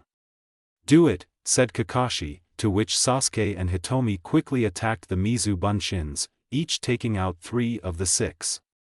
It seems you were able to figure out I was not dead and would come back to kill the bridge builder. Seems like you also trained those pathetic excuse of ninjas, your students, said Zabuza, and came into the view of Team 7, and along with him was the Hunter Nin. As I thought, the Hunter Nin is his accomplice. This will be troublesome, thought Kakashi. Let us see who is better. Your students or my tool, said Zabuza. The Hunter Nin quietly stepped forward and looked ready to attack. Sasuke, Hitomi, I want you to fight the Hunter Nin. Sakura, stand guard on Tazuna and try to find any attack pattern in the Hunter Nin's attack. I will keep Zabuza out of the fight, said Kakashi, to which the 3 nodded. Sasuke and Hitomi came up to the Hunter Nin with their kunais at ready. Sakura took the front guard of Tazuna holding a kunai in a defensive position. Kakashi quietly stood in his position calculating the situation. He knew that Zabuza would not interfere unless he was to jump in the fight. Sasuke and Hitomi were indeed strong for freshly graduated genins. The 2 were also good at working as a unit in any situation. But still, the Hunter Nin was a completely unknown quantity to him. The Hunter Nin had avoided detection throughout his fight with Zabuza the first time. If he was to join the fight, he would have to take down Zabuza as quickly as possible. The Hunter Nin, Sasuke, and Hitomi quietly stared each other down in silence. The silence was broken by the noise of shurikens cutting through the mist moving towards the Hunter Nin thrown by Hitomi. The Hunter Nin used a Senbon to deflect the incoming projectiles with ease. As the Hunter Nin blocked the shurikens, Sasuke charged at the Nin with a low punch, trying to connect with an uppercut. He tried to connect the punch to the Nin's jaw. The Nin stepped back avoiding the punch, but Sasuke quickly followed it by a kick to the Hunter Nin's stomach. The Nin caught the kick and using Sasuke's momentum and threw him back towards Hitomi. Sasuke steadied himself midway and ducked as he heard Hitomi shout, Katan, Hozenka no Jutsu, Fire Release, Phoenix Sage Fire Technique. 3 small fireballs raced towards the Nin, who with an ease dodged them and faster than the 3 genins could see weaved through hand signs and called out, Suetun, Mizurappa, Water Release, Violent Water Wave, shooting water from her mouth towards the Uchiha siblings. Both the siblings felt the full force of the attack. It would be wise of you to step down of the fight. I don't wish to kill you, said the hunter Nin. Kill us, Sasuke shouted as he got back to his feet. We are the Uchihas, the elite, and you think you some nobody can kill us. I don't like your attitude, said the Nin with a scowl. Very well, I will show you what I am capable of, said the Nin and moved towards Sasuke with increased speed. The Nin quickly punched Sasuke with Chakra enhanced fist. The punch connected with Sasuke's jaws and sent him flying. He landed close to Hitomi. The Nin quickly moved to deliver another punch before Sasuke could get up, but at the last moment stepped sideways as Hitomi slashed upwards with a kunai at the position the Nin was supposed to be at. As the Nin dodged the attack, it somewhat lost its balance. Hitomi tried to take the advantage of the situation and tried to injure the Nin with its kunai. But the Nin stopped the attack with a senbon of its own. Sasuke steadied himself, after getting hit by the chakra-enhanced punch. He saw the Nin was in deadlock with Hitomi trying to overpower each other. He quickly went through a few hand seals for his favored Katan Jutsu. The move didn't go unnoticed by Hitomi and the Nin. The Nin quickly went through a few sets of one-handed seals with the free arm. The Nin finished its seals before Sasuke could use his jutsu and called out, Sensatsu Susho, 1,000 flying water needles of death, tapped the ground with its foot. The water that was spread around by the previous jutsu was raised up to 10 feet where it took shape of needles. The water needles with quickly descended on their two targets.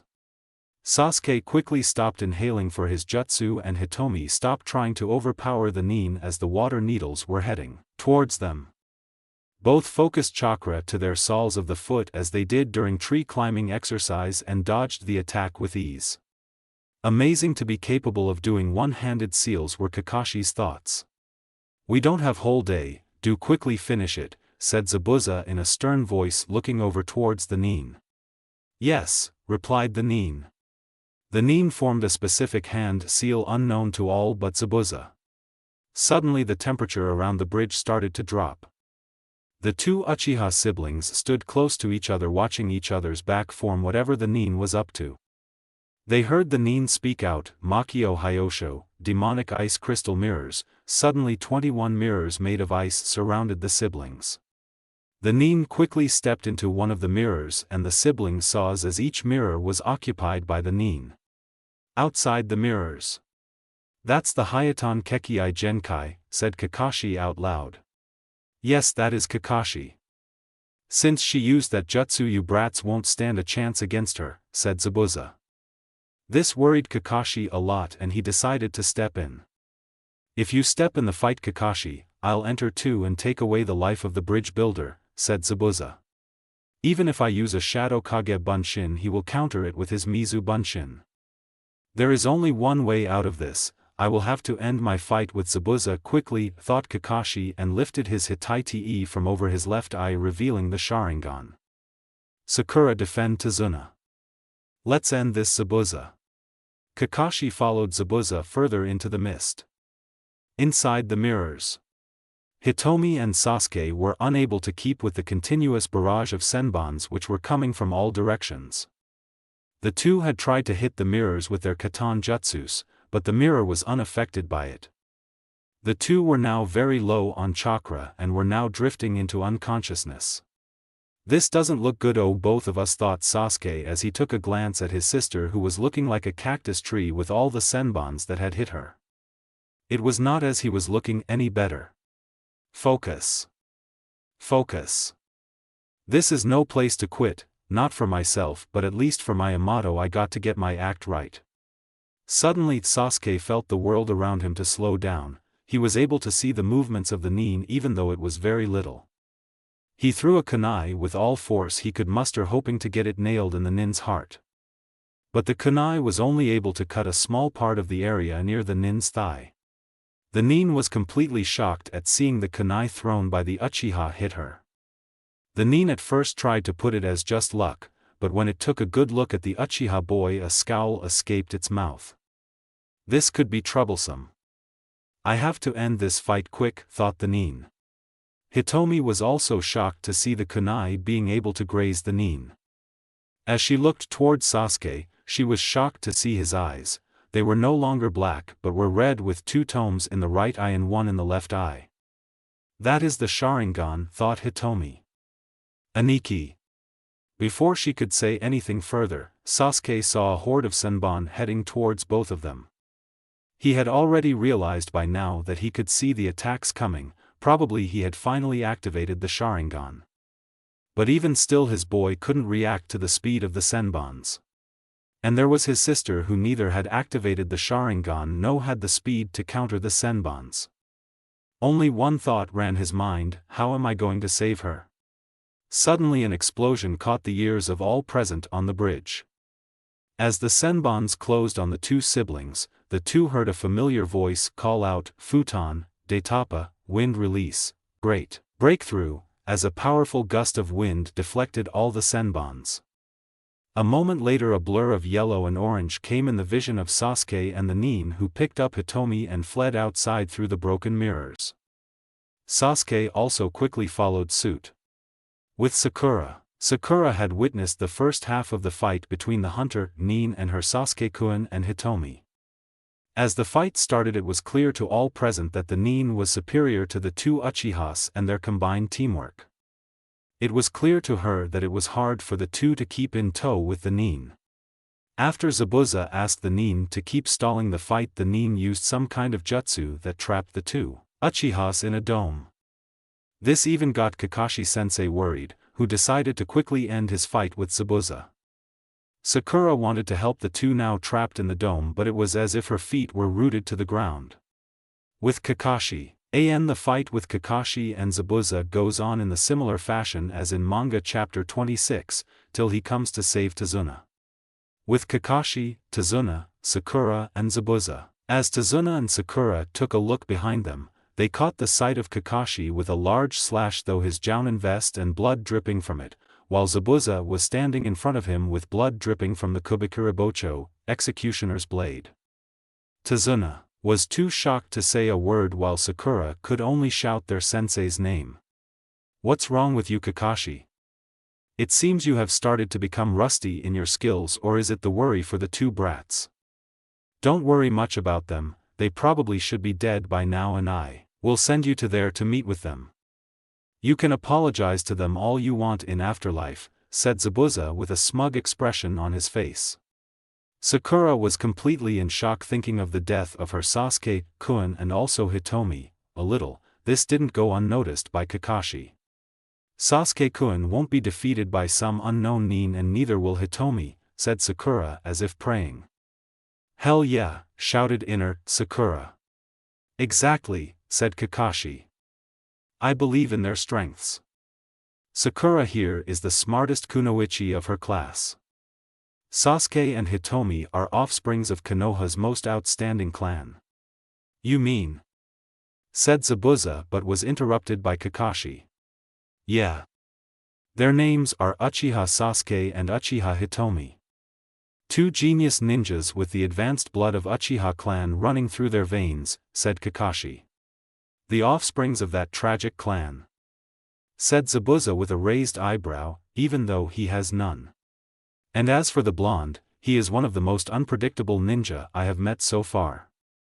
He dreams of being the Hokage, and has great determination to come across any challenge," said Kakashi, and putting some dramatic pause said, "His name is Uzumaki Naruto." As Zabuza heard the name, his both eyebrows were raised and eyes went wide. He had known of the Uzumaki clan of Yuzushiogakure of Yuzu no Kuni. They were one of the most feared clans throughout the elemental nations and were completely wiped out before the Third Great Shinobi World War. But to actually see a living Uzumaki shocked him. "That doesn't matter.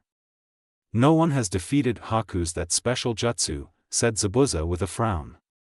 But suddenly the frown disappeared when he heard an explosion. With Naruto. Naruto had woken up from his sleep at Tazuna's house to find that his team had already left for the bridge. And now the tsunami kidnapping scene along with Naruto's rescue happened similar to the manga. After saving Tsunami from the bandits Gato Hasent, Naruto quickly made his way towards the bridge. He made a Kage Bunshin to keep an eye on Tsunami and Inari. As he reached the bridge, he saw a thick blanket of mist cover the area. Kirigakure no Jutsu, hidden mist jutsu, so it seems Zabuza is here already, thought Naruto. Naruto put his hands in a hitsuji, ram, seal and started focusing to find the chakra signature of his team. He was not a sensory ninja to begin with, but if he were to concentrate he was able to sense chakra signatures in nearest surrounding. He easily caught up to the signature of Kakashi and a similarly large signature as his, probably Zabuza's, who were a bit far away in the mist. He also found out Sakura's chakra signature along with a civilian signature, probably Tazuna's. By concentrating more he was able to sense the signature of the two Uchihas along with another chakra signature. The chakra signature of the Uchihas was quickly fading away, while the chakra of the third person with them was also fading but not at their rate.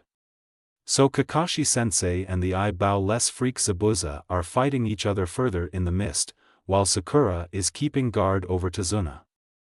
Hitomi and team are probably fighting the fake Hunter Nin and are in a tight spot, thought Naruto as he analyzed the situation. He moved towards the area where he sensed the Uchiha siblings as stealthily as possible, without making anyone see his presence. As he got closer to the area he saw something like a dome made out of mirrors. The chakra signatures of the two Uchihas were coming from inside the dome. It seemed that the two were trapped in the weird jutsu of the Nin. He had to get them out of there as fast as possible. Knowing the two, he already guessed that they must have tried every katan jutsu in their arsenal, and by looks of it none of them worked. That leaves me one option, thought Naruto. Naruto quickly went through a few hand seals and created a bunshin of himself. The bunshin quickly made his way towards the mirror with Naruto keeping a good distance from it, enough to have a look at the inside of the dome. As the real Naruto got close to the mirrors and saw the siblings about to be attacked, he motioned the bunshin to do its job. Seeing the sign, the bunshin put his hand in a hitsuji, ram, seal and quietly spoke, "Bunshin Daibakuha, clone great explosion," and it exploded, shattering a few mirrors. The real quickly weaved though 5 hand seals and inhaling air and said, "Futon, Detapa, wind release, great breakthrough," and exhaling a powerful gust of wind knocking away the senbons headed towards his teammates. He quickly dashed in the dome in the confusion and carried Hitomi on his back and asking Sasuke to follow him. Naruto carrying Hitomi and Sasuke made their way toward Sakura. General view. The three quickly made their way toward Sakura. When they reached there they saw Kakashi was there along with Zabuza. The hunter, Nin, also made its way towards them and stood close to Zabuza. Naruto put down Hitomi close to Sakura. Kakashi was not glad to see the condition 2 of his students were in. "Looks like the Uchiha are not so great after all," said Zabuza. The 2 Uchihas wanted nothing more than his blood for saying something like this, but both could hardly move. "Sakura, look after Hitomi and Sasuke and remove the needles very carefully," said Kakashi, glancing a look at Sakura. Sakura quickly nodded. She couldn't believe the state Hitomi and her Sasuke-kun was. It was like they were on the verge of death with all the senbons pierced through their bodies. "Naruto, take care of the Nin, I will join you quickly the moment I finish with Zabuza," said Kakashi. The two, Zabuza and Kakashi, again disappeared in the mist. The Nin and Naruto followed suit and jumped out of the bridge on the sea below for their battle. With the Nin and Naruto, the two landed on the surface of the water and stood above it, each with their battle stance. The two quietly seized each other and as of an unknown signal went off. The two dashed at each other with amazing speeds. Naruto tried to connect a punch with his right hand to the face of the hunter Nin, which the Nin blocked. The Nin tried to deliver a punch to the stomach of Naruto, which he blocked with his free left hand. He quickly elbowed the Nin in the stomach with his left elbow, at the same time the Nin kneed Naruto in his stomach. Both the attacks were enhanced by chakra and made both of them separated from each other from the impact as they both skidded across the water surface. The two then quickly went on to a taijutsu battle.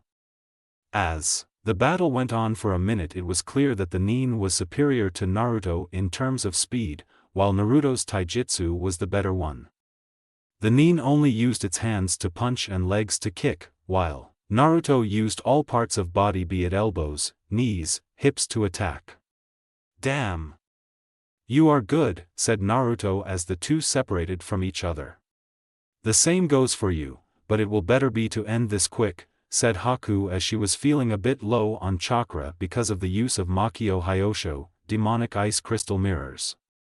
She threw a few senbons at Naruto, targeting his pressure points. Naruto saw those incoming senbons and threw his own shurikens to counter it. But as he threw the shurikens and clapped his hands together and said, "Futon, Repusho, wind release," violent wind palm, and a powerful gale was created which increased the speed of shurikens. The shurikens easily tossed aside the senbons and headed towards the nin. The nin dodged a few, but a cut appeared on its mask by one of the shuriken. The nin quickly formed a hand seal and said, "Hayaton, Tsubaime Fubuki, ice release, swallow snow storm." The water from the sea rose, creating a cluster of needles in the shape of miniature swallows. They quickly headed towards Naruto, who dodged them, but still was caught by one. But the swallows quickly changed directions and once again headed towards Naruto. "What the heck is this jutsu?" said Naruto out loud. "That is a Hayaton jutsu, so those are made of ice and can change directions and also hurt like senbons," thought Naruto. He quickly went through the hand seals of the only Katon jutsu he knew of. "Katon, Ryuka no Jutsu, fire release, dragon fire technique," said Naruto, spewing a dragon-shaped fire towards the incoming swallows. The two jutsus collided and cancelled each other out. He took a look at the nin, who was weaving through about 4 dozen of hand seals. Naruto recognized it as the jutsu that Kakashi-sensei and Zabuza used in their previous fight. It was really one powerful jutsu from what he had seen. So he quickly weaved through 6 hand seals for his strongest Suiton jutsu. The two finished their hand seals about the same time. Suiton, Suryuden no Jutsu, water release, water dragon, bullet technique, called out the nin, and the water behind it rose to take a form of giant, powerful dragon. Suiton, Ja no Kuchi, water release, snake's mouth, shouted Naruto as a spiraling column of water rose from behind him, taking the shape of snake with gaping mouth.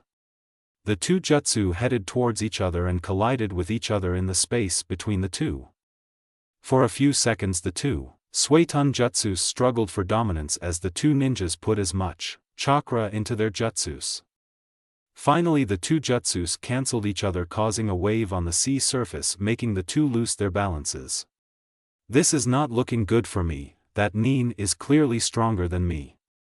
Guess I will have to resort to its chakra at some point, but I don't want to," thought Naruto, and charged at the nin with full force. "My chakra reserves are quickly depleting, I need a bit of rest," thought the nin. Seeing that Naruto came charging, the nin quickly formed a specific hand seal. As Naruto came upon the nin with a chakra-enhanced punch, he heard the nin speak, "Hayaton, Hogo Kori no Domu, ice release, protective ice dome." Suddenly a dome of ice was constructed all around the nin. Naruto quickly took few steps back. The nin seems to be buying some time for itself, for whatever reasons. It is better not to allow it the time, thought Naruto.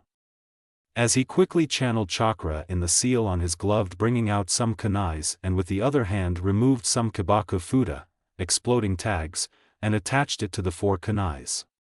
He threw the kunais at the dome, and as they got the closest he exploded them. As the water, they are on a water surface, and smoke cleared, Naruto could only grunt his teeth as the dome was unscathed by the explosion. Only one jutsu now came to Naruto's mind, but it took a lot of chakra to perform. Looking at his options, he knew he couldn't let the nin rest. So he decided to use the jutsu. Naruto quickly performed his favorite hand seal and called out, "Kage Bunshin no Jutsu, shadow clone technique," creating a single clone of himself. The two of them quickly went through a few sets of hand seals. The most important part of this jutsu was to get the timing right. The both finished their hand seals together at the same time. Futon, Kami Orosher, wind release, godly wind from the mountain, said clone Naruto. Katan, Ryuka no Jutsu, fire release, dragon fire technique, said the real Naruto. The two jutsus collided with each other and combined to form a vortex of dark blue flames with its front in shape of a dragon with red eyes. The real Naruto quickly put his hands together in Tora, tiger, hand seal, making the dragon move towards the dome. The two called out in unison, Kazehai Kanbo, Enryu Yuzu, wind-fire combo, flame dragon vortex. The dark blue dragon collided with the dome and tried to overpower it. The Nin was sure it wouldn't hurt its ice dome, but was shocked when the dome started to melt away. Soon the jutsu completely melted the dome and grazed the left side of the Nin's face that was able to dodge it. I have never felt such a powerful katan jutsu, and the heat it radiated was unbelievable, thought the Nin looking over the burnt part of the mask which was now loosely hanging. At the other side Naruto was already on his knees and the Kage Bunshin had already dispelled. Damn! It really takes a lot out of me to use that jutsu. Have to really put more practice in the jutsu after this, thought Naruto. Guess there is no choice but to use it, thought Naruto, and got himself to his feet.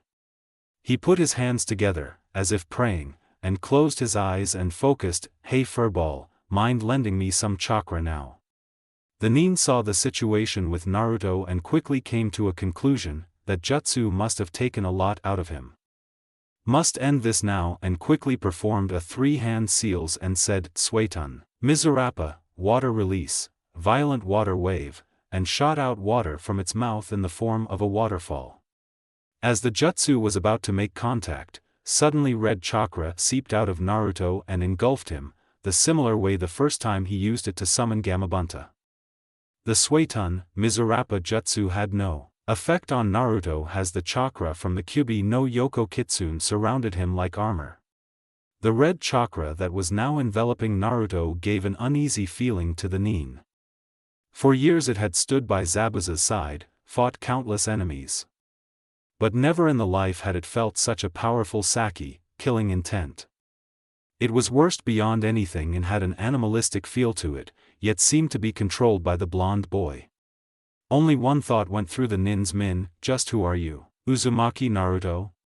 Meanwhile with Kakashi and Zabuza, after separating themselves from the others the second time, Zabuza and Kakashi were currently dead, locked in the battle of Kunai and Kubikuribocho, Executioner's Blade. Zabuza had already thickened the mist to the highest point, as to even the Sharingan was unable to keep up with Zabuza.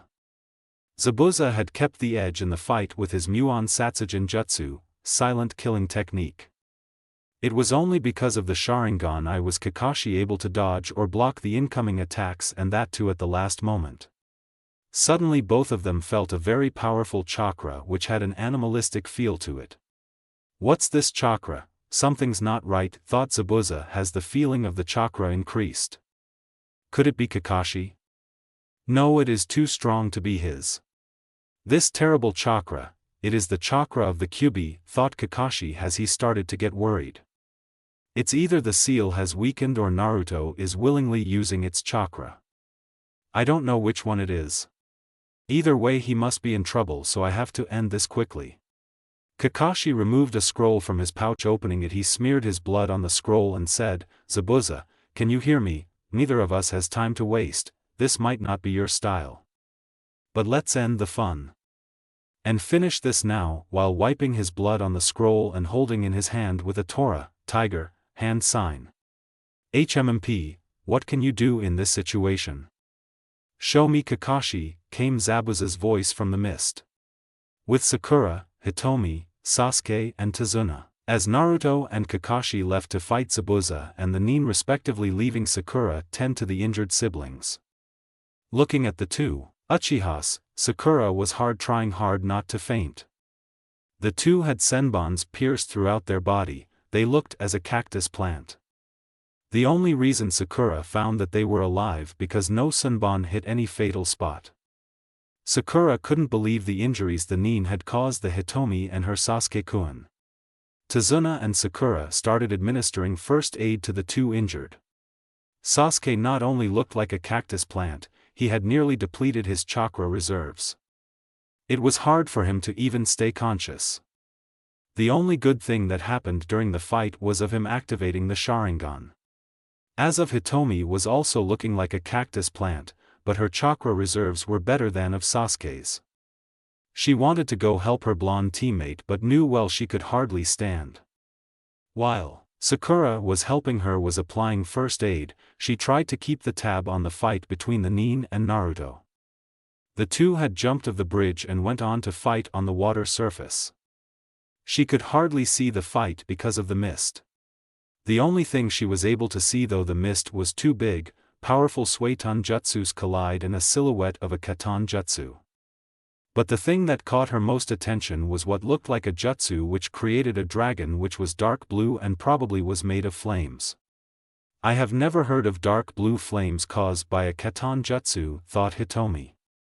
Everyone was brought out of their individual thoughts when a powerful chakra spread throughout the bridge, which made everyone shiver. With the Nin and Naruto, the Nin was trying to compose her thoughts over the red chakra that was now seeping out of the blonde. The Nin looked at Naruto steadying itself to whatever the blonde was going to do.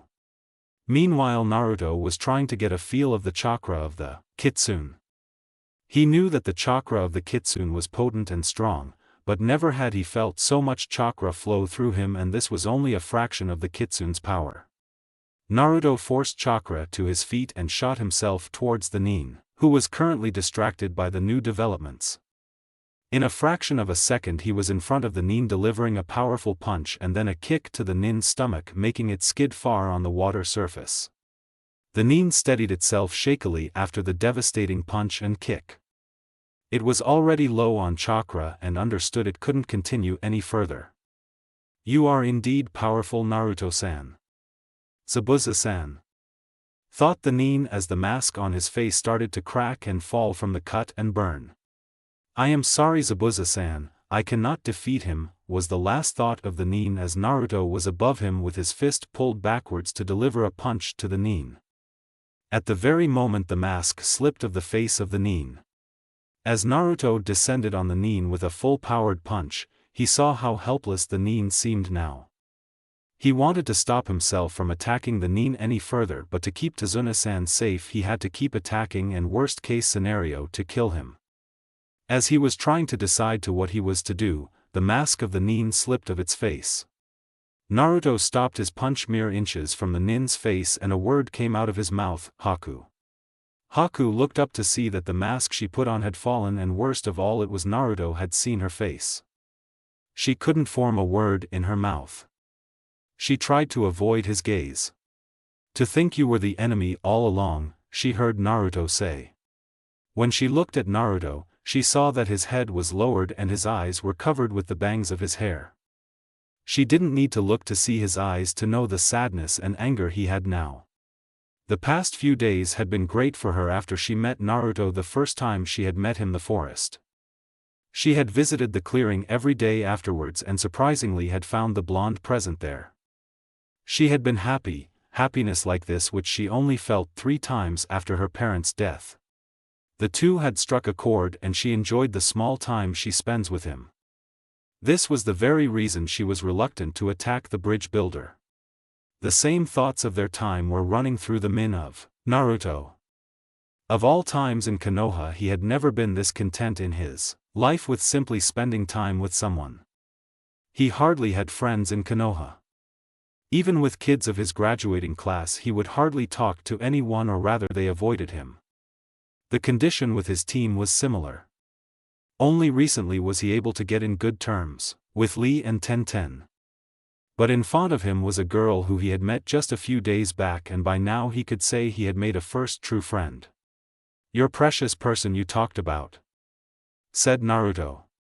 Yes, that would be Zabuza-sama, Naruto-san, said Haku as she was brought out of her musing by Naruto's words.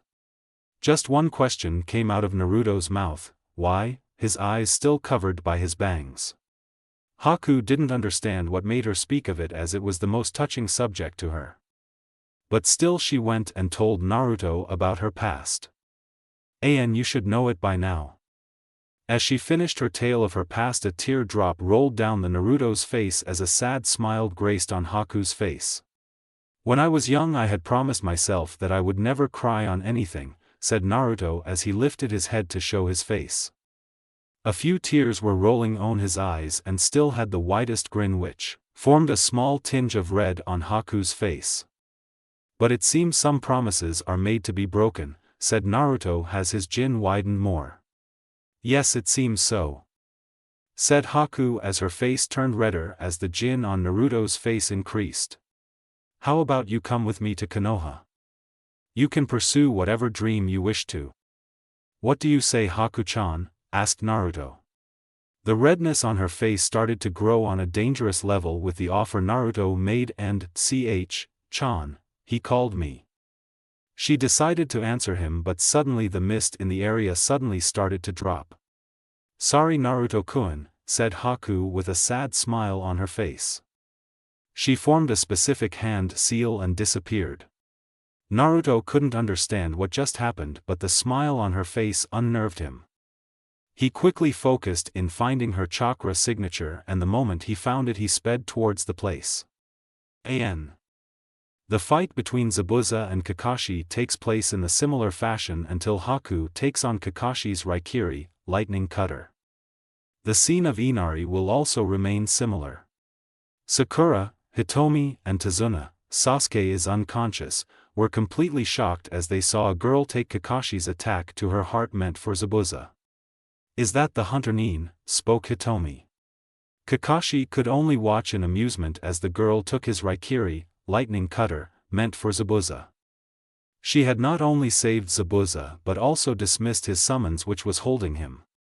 His eyes caught Zabuza as he was about to swing the Kubikiribocho, executioner's blade. He plans to cut through both of us, thought Kakashi. Good job, Haku, said Zabuza. I sure picked up something useful. Giving me this final chance, shouted Zabuza as he was about to cut through the two. Before the blade could touch the two, a foot was implanted on Zabuza's face from the other side. The kick had enough power to send Zabuza stumbling across the bridge. Kakashi took a look at his savoir and was happy to find it was Naruto. He was happy to know the blonde was safe, and also, seemingly the chakra of the kitsune was no longer visible. But his happiness turned to shock as he saw the blonde's face, or precisely his eyes. The happiness, mischief, and the excitement that floated in his eyes like water in a waterfall were now replaced with eyes that were devoid of any emotions and were cold as ice. Kakashi saw a brief flicker of sadness in the eyes of his student as he placed the body down. He pulled on his Hitai over his left eye. Zabuza gathered himself from the kick and charged towards Kakashi and the one who kicked him. When he reached closer he got a look at the unknown attacker and flinched from the look in his eyes. Naruto took a quick look at Haku, which brought a sad smile on his face. He then looked at Zabuza's charging figure and went on to perform a sequence of hand seals. His hands moved through the seals in a sequence of Saru, monkey, Tatsu, dragon, boar, mi, snake, Uma, horse, Saru, monkey, and finally settling on the Tori, bird, seal. He inhaled air though his mouth and exhaled out the air after a second, still holding the Tori seal. He called out, Futon, Hien no Jutsu, wind release, flying swallow technique, as the exhaled wind took shape of swallows and headed towards Zabuza. Kakashi saw his student weave through the 6 hand seals and used a jutsu which he had never heard of. What is this jutsu? Don't tell me another one of his original jutsu, thought Kakashi. As the swallows closed on Zabuza, he tried to dodge them but was unable to. The swallows went to form cuts on his various body parts. When the jutsu ended, Zabuza could hardly stand, let alone hold his blade. His hands were hurt to the point where he could no longer perform seals. Naruto took out a kunai from his pouch and was about to head towards Zabuza, when he was stopped by a hand placed on his shoulder. He looked to see it was his sensei. I will handle this, said Kakashi. Naruto just nodded, knowing if he were to open his mouth he would argue to let him go kill Zabuza. How disappointing. You are getting your ass kicked, was heard by the three. They looked towards the source to find a tiny, fat man along with about 50 bandits. Gato, why are you here? And what's with all those men, said Zabuza as he looked towards Gato. So this is, thought both Naruto and Kakashi. Gato went on to explain how he would use missing Nin to his benefits and later kill them, the same speech from the manga. Seems like our fight here is over, Kakashi, brat. Now that I have no reason to go after Tazuna, said Zabuza. Kakashi took a look at Naruto and found that his eyes to be still the same. But still he spoke, guess you are right, and quietly sat down as he was feeling a bit of chakra exhaustion. By now the mist had completely cleared and the remaining got a good view of things going on.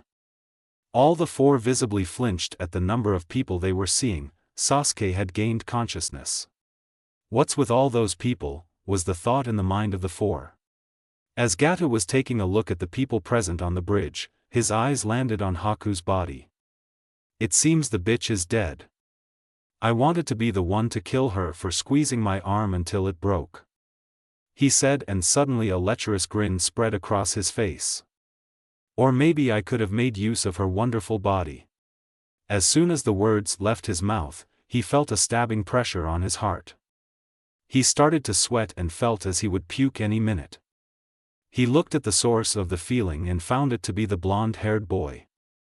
As he looked into his eyes he visibly flinched as he looked into the cold blue eyes. Why aren't you saying something, Zabuza, said Naruto as he focused his sake, killing intent, solely on Gato. Didn't she mean anything to you, as his tilted towards Zabuza. Shut up, kid, Haku is already dead, said Zabuza. As I was used by Gato, I used Haku. That's all it was. In the shinobi world there are those who use and those who are used. We shinobi are simply tools, all I wanted was her blood, said Zabuza, but was interrupted by Naruto. And as you say, she gave her blood away for you. She chose your life over hers, even though she had a choice. I saw the last smile she had, it was not like the ones I had seen previously. To die as a tool, to die without a dream, such a sad life. I wish to never be like that, said Naruto with sadness in his voice. Naruto's words got a raised eyebrow from Kakashi and a loud laughter from Zabuza. So you were the reason she was happy for the past 5 days. This was the third time I saw her smile like that, said Zabuza with a long-away look. You don't need to say any more, said Zabuza as tears flowed down his eyes. She was too kind, it pained her to fight others. She fought not only for me but also her enemy, finding a way to let them live.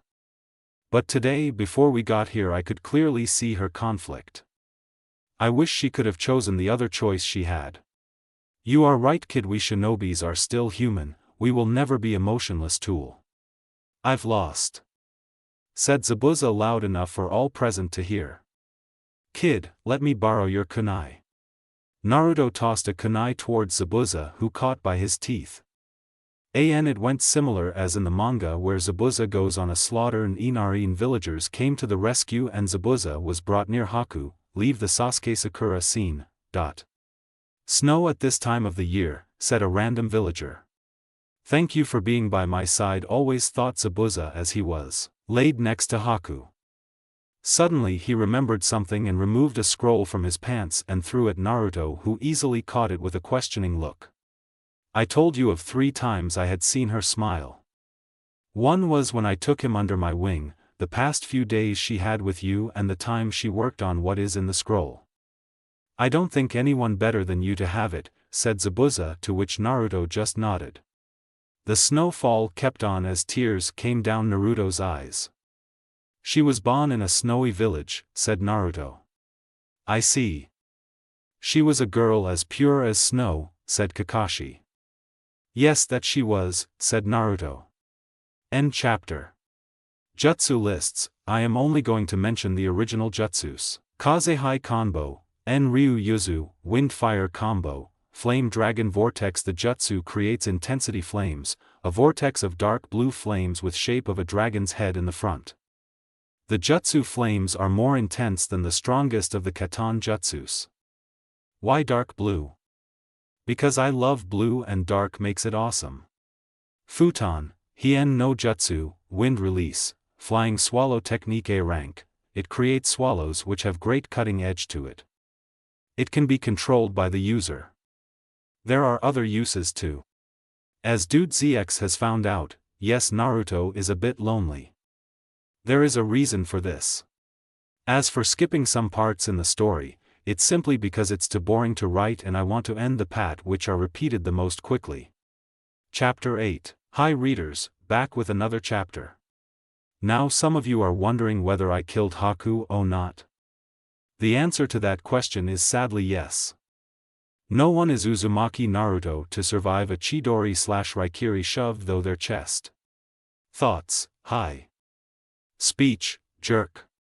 Jutsus, Katan, Hozenka no Jutsu, when used, Mizu Bunshin no Jutsu, when mentioned. Kyubai speaking, I want to tear you into pieces. Kyubai thoughts, world domination. Inner Sakura, I am a jerk. 8. Return to Konoha. It had been about 2 weeks since the battle at the bridge.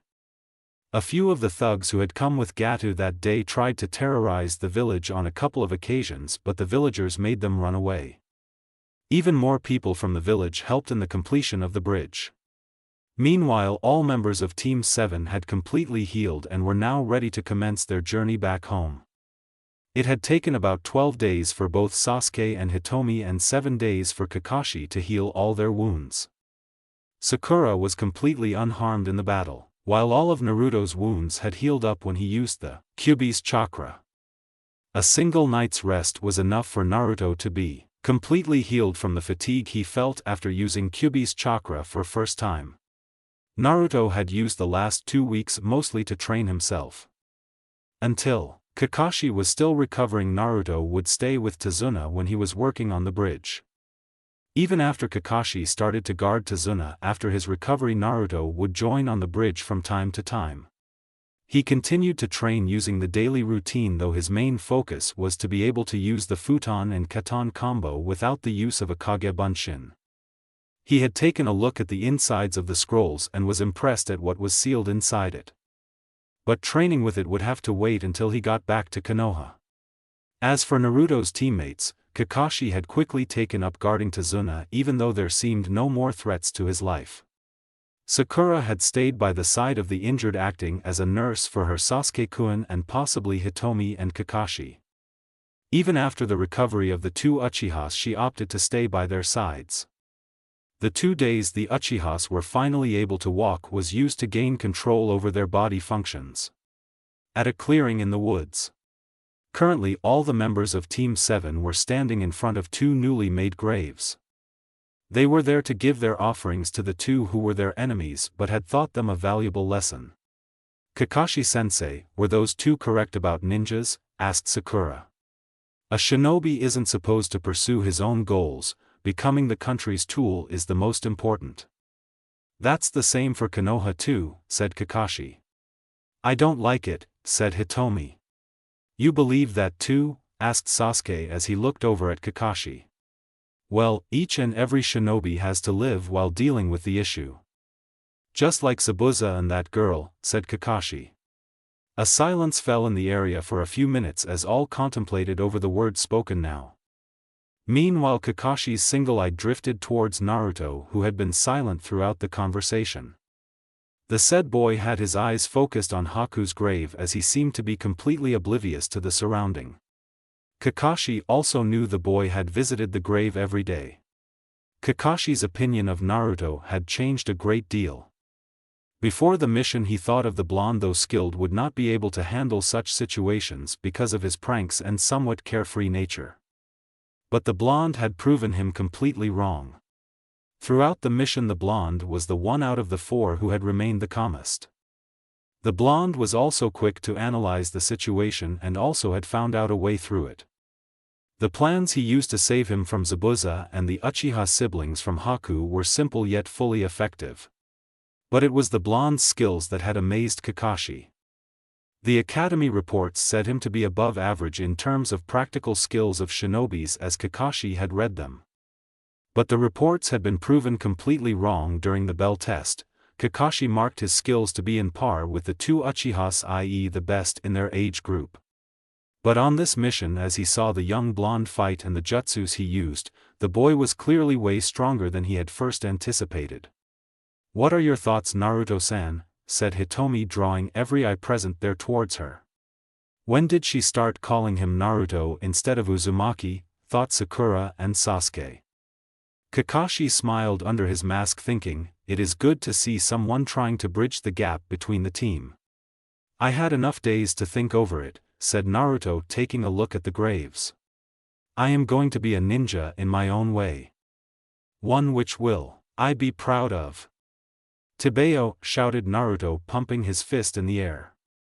The outburst earned different looks from the four present there.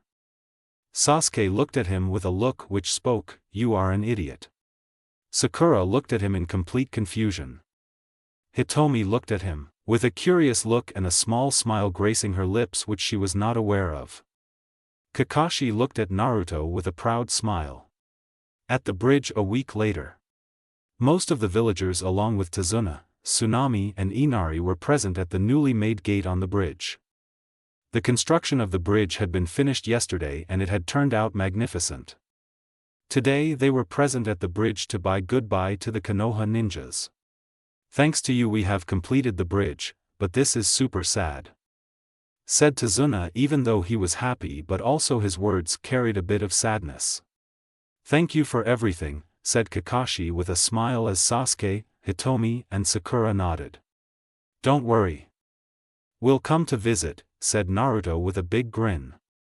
"You better," said Inari as he was shaking a bit and his eyes seemed like they were about to burst with tears.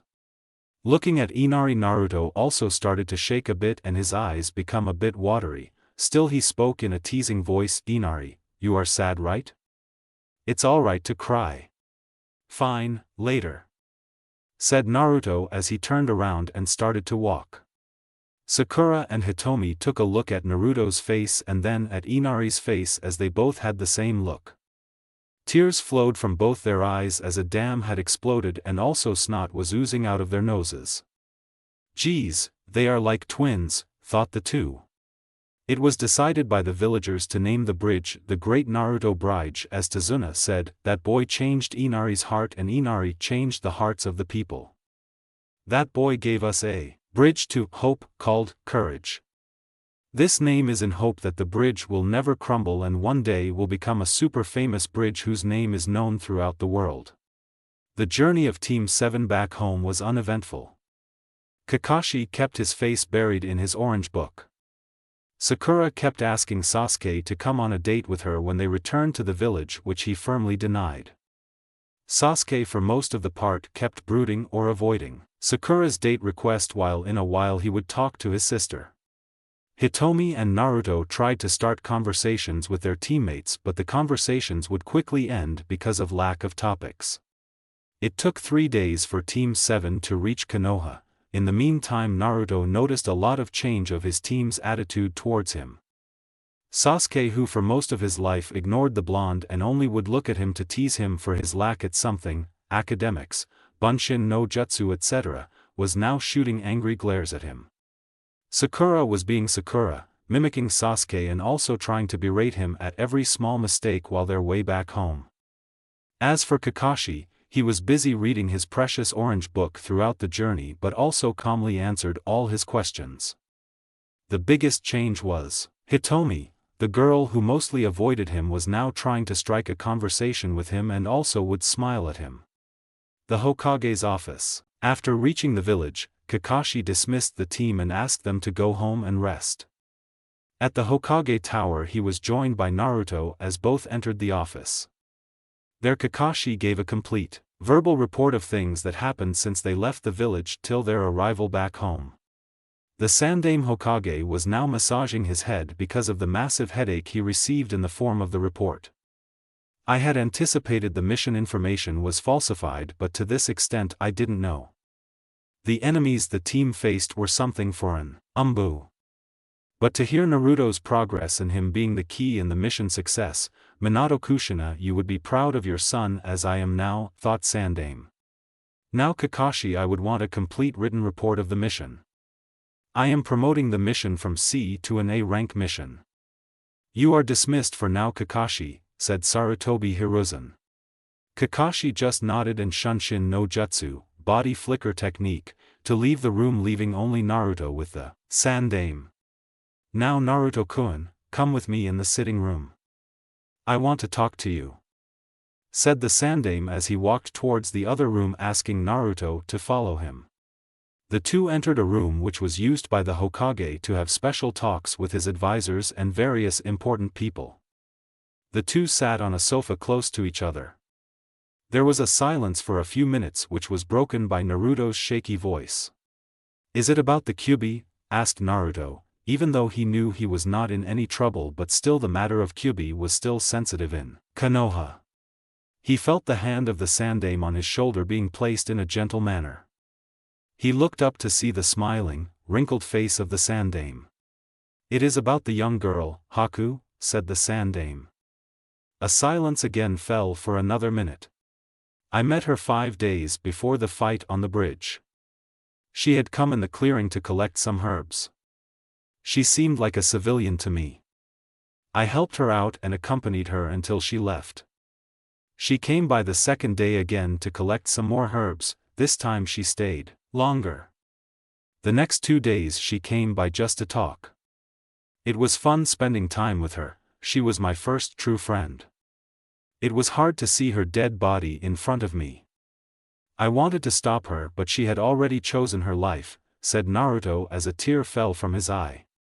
Even though the old man didn't show it, he was deeply hurt when Naruto called Haku his first true friend. He had tried his best to see that Naruto had a normal childhood, but he knew well that he had failed at it. The blonde was only able to make a few friends at the academy, still he knew it well that the said friends were only on I know you basis. Will you be a light, Naruto-kun? Asked the Sandaime. Yes, I will be, said Naruto. The two sat there in complete silence for a while. The silence was broken by a loud growling noise emitting from Naruto's stomach. Seems you are hungry, here, take this as a gift from me as a job well done on the mission, said the Sandaime, handing Naruto an Ichiraku ramen coupon. Thanks for this, old man, shouted Naruto had he took the coupon and hurried out to his destination. The Ichiraku ramen stand. Naruto was currently on his 12th bowl of ramen, all the while telling Ayame and Teuchi about the wave mission. To say they were amazed was an understatement. They gave Naruto 3 bowls for free for helping out the villagers. The curtains of the stand moved to show the face of Kakashi Hatake. Hey! Kakashi-sensei here to eat some awesome ramen? Asked Naruto to his sensei. No, I am here to talk to you, said Kakashi with a small hint of seriousness which Naruto caught on to. Naruto quickly finished the bowl along with the 2 more he had ordered and paid for them.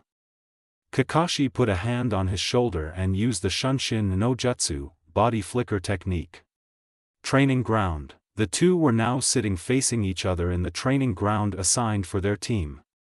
Now tell me, Naruto, why you think I was assigned as Team 7's Jounin sensei? Asked Kakashi.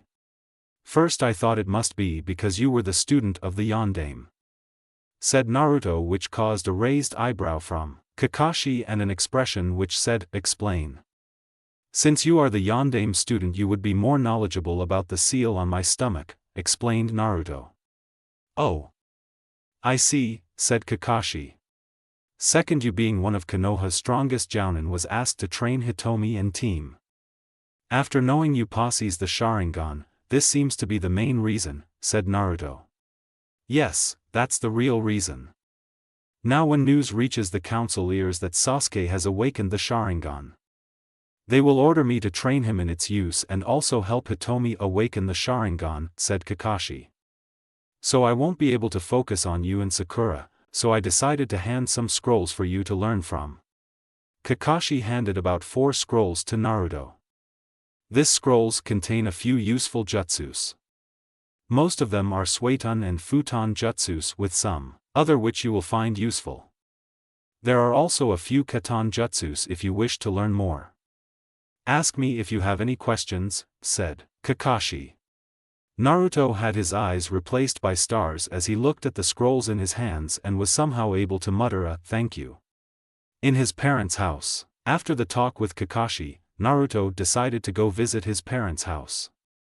There he stayed the entire night in front of the frame telling the two of the wave mission. He just couldn't understand what he was supposed to do. Haku was his first true friend and losing her had hurt him greatly. He didn't know how many hours he had sat there as time seemed to be stopped for him. He brought out the scroll that Zabuza had presented him and unsealed the item in it. The item was a simple katana whose blade was pure white and the handle was blue. The note that was along with it mentioned it to be made of the finest chakra metal Zabuza had got his hands on. To normal eyes it was a simple yet beautiful katana, but to Naruto it signified the bond between Zabuza and Haku. I am not good at describing katana, so don't ask me any questions about how it looks. Naruto decided to stay in the house for the night. A week later. The week after the return to Konoha had been the most uneventful for Team 7 as they were given a break for the week. Each member had decided to spend it as per their wishes. As for Kakashi, he had started training Sasuke and Hitomi while also including Sakura. Naruto mostly trained on his own. Finally, Naruto had decided to join Team Guy in their morning training session. Guy had heard of the wave mission as it was currently the topic on every shinobi's mouth as of how a Team 7 had taken on Zabuza, a former member of Kiri no Shinobigatana Shishinin Shu, 7 Swordsmen of the Mist, and his apprentice. Guy asked Naruto of his adventure/mission at Nami no Kuni. Naruto went on to tell Guy all about the mission, leaving the part which concerned Haku. After he finished with the tale, Team Guy was silent, contemplating over it. "Wosh! Naruto-kun, your flames of youth truly burn brightly," shouted Guy, breaking the silence, to which his team could only agree. "And as a reward of performing such a courageous deed, I feel you are now worthy of learning the move I intended to teach you," said Guy. The 3 young genins of Team Guy were confused as what was that Guy-sensei had decided to teach Naruto and which he was now worthy of. It seemed like Naruto also had the same thought as he voiced his question. "What move?" "Omote Renge, initial lotus," said Guy. As Guy named the jutsu, shock was evident on the face of the 4 young genins. Team Guy remembered the day when Guy-sensei had decided to teach them. That was when he had acknowledged them as true shinobis after a very odd mission. The said mission had turned a bit nasty than it was supposed to, but still they decided to continue to do what was the right thing to do in Guy-sensei's opinion. "He sure has earned Guy-sensei's respect," thought Tenten and Niji. "Wosh! Naruto-san, and your flames from learning the move will burn brighter than ever," proclaimed Lee. "That's the spirit, Lee, you should always cheer on your comrades," shouted Guy-sensei. "Lee! Guy-sensei! Lee!"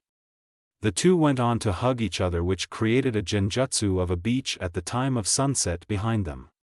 Even though the remaining 3 were accustomed to it, that didn't mean they had to like it.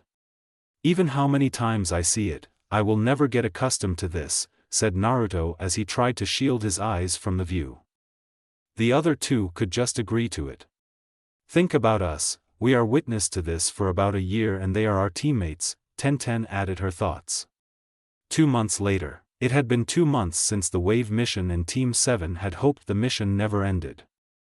For the past 2 months they kept on doing D-ranks, though some turned out interesting, still they were stupid chores in their eyes. Currently the team had just returned from one of those said chores. Looking at the team, one would think as if the team had come back from fighting another missing Nin.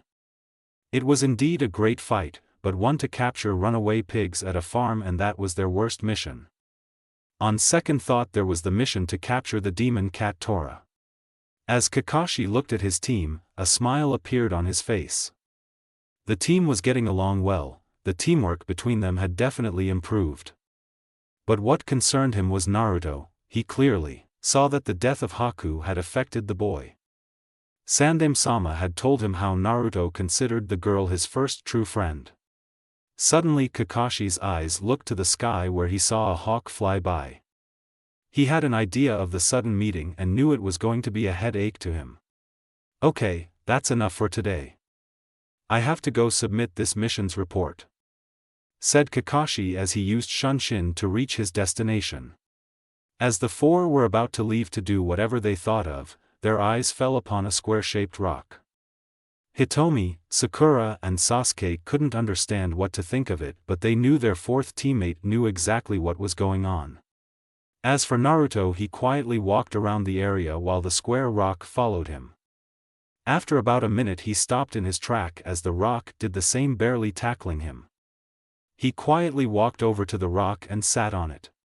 After a minute the rock burst and was replaced by three children wearing goggles similar to those which Naruto wore before graduation. That was mean Oyabun, boss, said the three together. Well, I did have fun, said Naruto with a grin.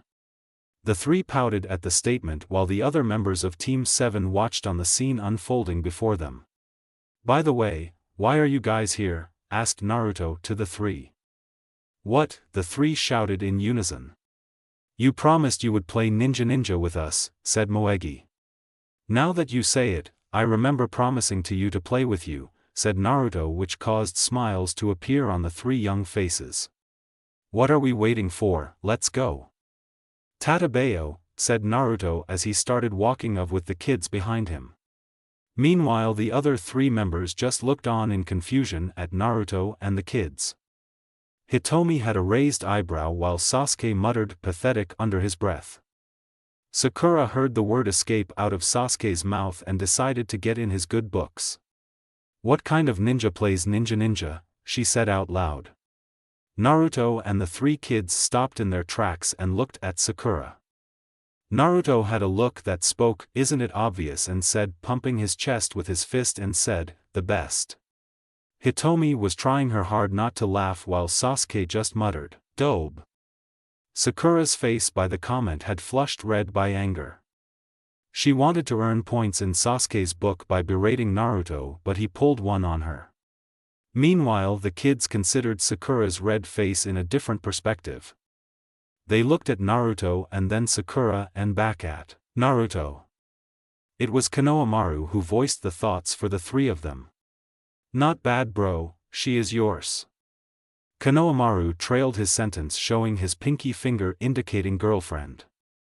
No, she isn't, said Naruto, quickly dismissing the train of thoughts of the kids. I don't even want to know what gave you that idea. You are right bro, that other girl is far more beautiful than the pinky, said Konohamaru, which was backed by the other two. The girl in question, Hitomi, had a small blush as the kids called her beautiful. Also there was the fact they indirectly said that they would like to see her as Naruto's girlfriend. Konohamaru continued, and she also has such a giant forehead. But was stopped in mid-sentence as he felt a malicious aura directed towards him. Every person there felt the aura and looked at the source of the aura to find it to be Sakura. The three genins of Team 7 knew well that Sakura's forehead was a sensitive matter for her since they were in the same class throughout the academy. Run, said Naruto as he looked at Konohamaru. It took a minute for the said boy to register what Naruto told him, but the moment he did he made a mad dash for his life. Sakura quickly followed the brat in hopes to thrash him. Moegi and Udon were both worried for their friend as the pink-haired girl seemed as if she wanted to murder him. They looked towards Naruto and then the two who just ran and back at Naruto. Please Oyabun. Help Konohamaru-kun, said Moegi with puppy, dog eyes while Udon just stared at him. Naruto couldn't bear the looks of the two kids. Fine, he shouted and ran in the direction of the two. The two kids quickly followed him. Meanwhile the Uchiha siblings just watched the entire thing unfold in amusement. Sasuke was annoyed by all of this while Hitomi on her end was unable to control her laughter at it and started giggling. The two looked at each other and by twin connection decided to follow the group. Naruto and the two kids arrived at a scene where they saw Konohamaru in the hands of a Suna shinobi while Sakura was trying to apologize, saying it was her mistake. Naruto didn't like the Suna nin's attitude, as he didn't even sop when his possibly teammate asked him to let the matter go. "Hey fat ass. If you don't let my friend go, you will regret it," said Naruto as the eyes of the three nins darted towards him. Temari looked at the boy who called Kankuro fat ass and thought, he is cute. As a blush appeared on her face. Sakura was for once in her life relieved to Naruto. "How dare you call me fat ass?" Kankuro asked in an enraged and annoyed tone. "It's just that I hate midgets, especially younger ones, those who are rude," said Kankuro, and then looked towards Konohamaru and continued, "Makes me want to kill them." This had a great effect on Konohamaru, who was now sweating and shaking with fear. Moegi and Udon were also in the same condition as Konohamaru. "What's with that guy? This is bad," Sakura thought as she was also starting to sweat. "Oh well, I am not involved," said Temari with a sigh. "And I kill those who hurt my friends," Naruto said in a cold voice. Shivers ran down the spine of the ninjas present as they looked at the source of the voice. They found Naruto standing behind Kankuro with a kunai pressed against his throat. But the shiver increased as they looked into Naruto's eyes, as it turned from ecstatic ocean blue eyes to cold ice blue eyes. When did he move, thought both the Sabaku siblings. "Now release Konohamaru or I will do what the kunai in my hand is meant to do," said Naruto again in a cold voice. Kankuro quickly released Konohamaru as the young boy made his way towards his friends. He was visibly shaken by the blonde boy's voice as he remembered it was similar to his brother's. Naruto used his speed to move directly in front of the kids and was about to walk off, when he heard Kankuro call him. "You don't walk on me, Blondie, I am going to kill you," said Kankuro as his hand moved towards the white bandaged packet at his side. "Hey, you even going to use Karasu?" asked a surprised Temari.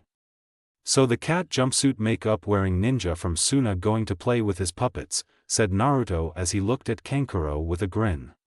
He knows, thought the now surprised Temari and Kankuro. As Kankuro was about to unravel the bandages over the puppet, a stone struck his hand.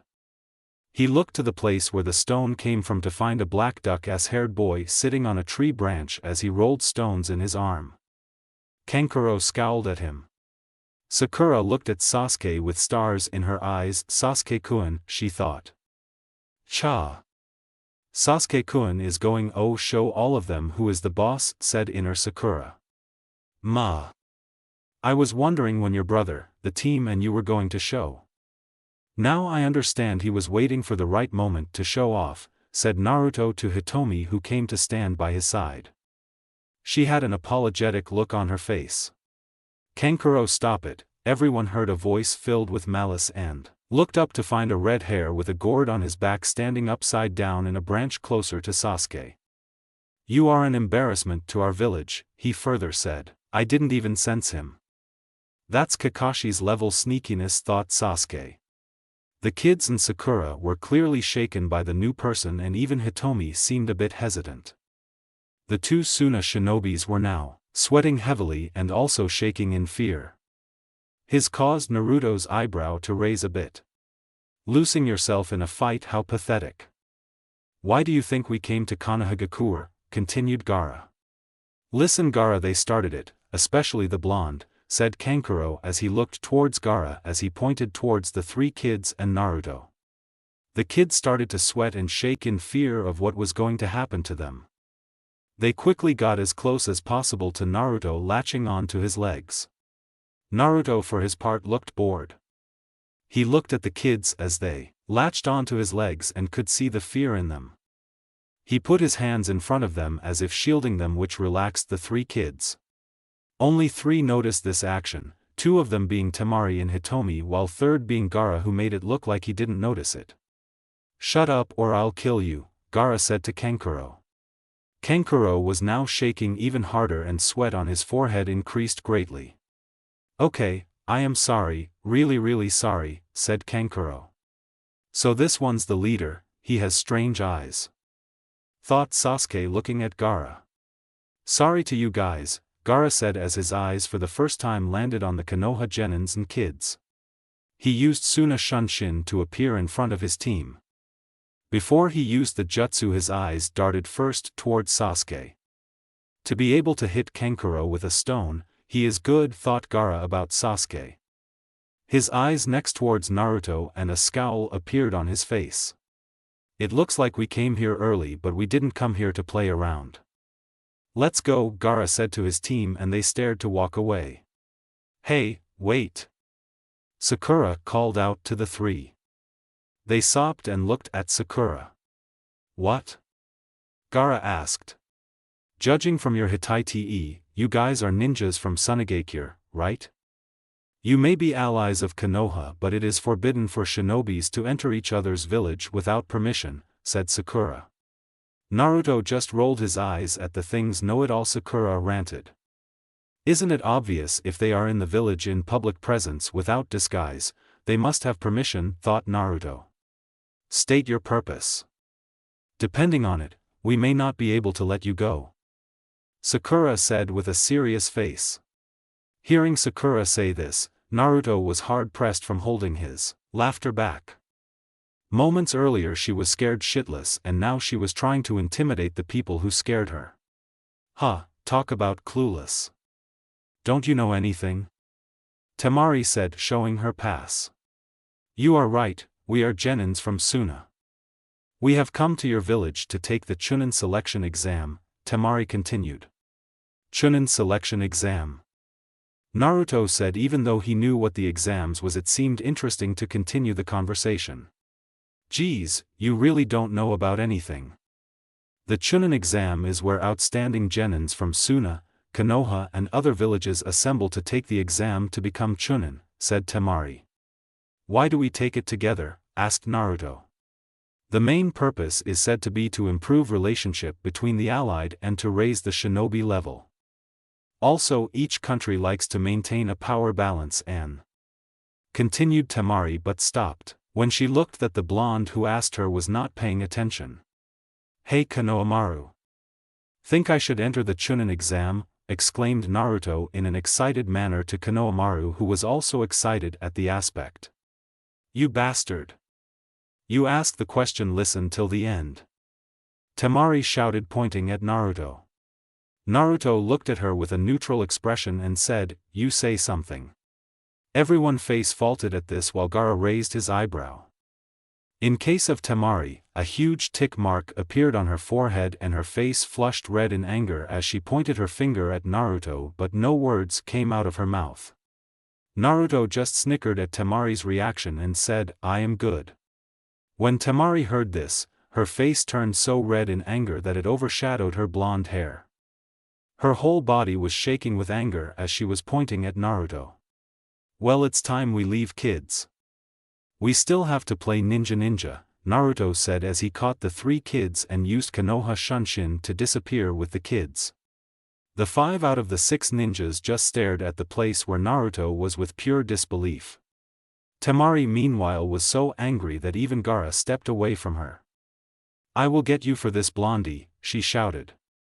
The meeting of all Jounin senseis takes place the similar way as in the manga, only add Hitomi's name to Kakashi's list. The next day. Today had been a weird day as Guy told him that he had entered his team in the Chunin exam, as so did Kakashi.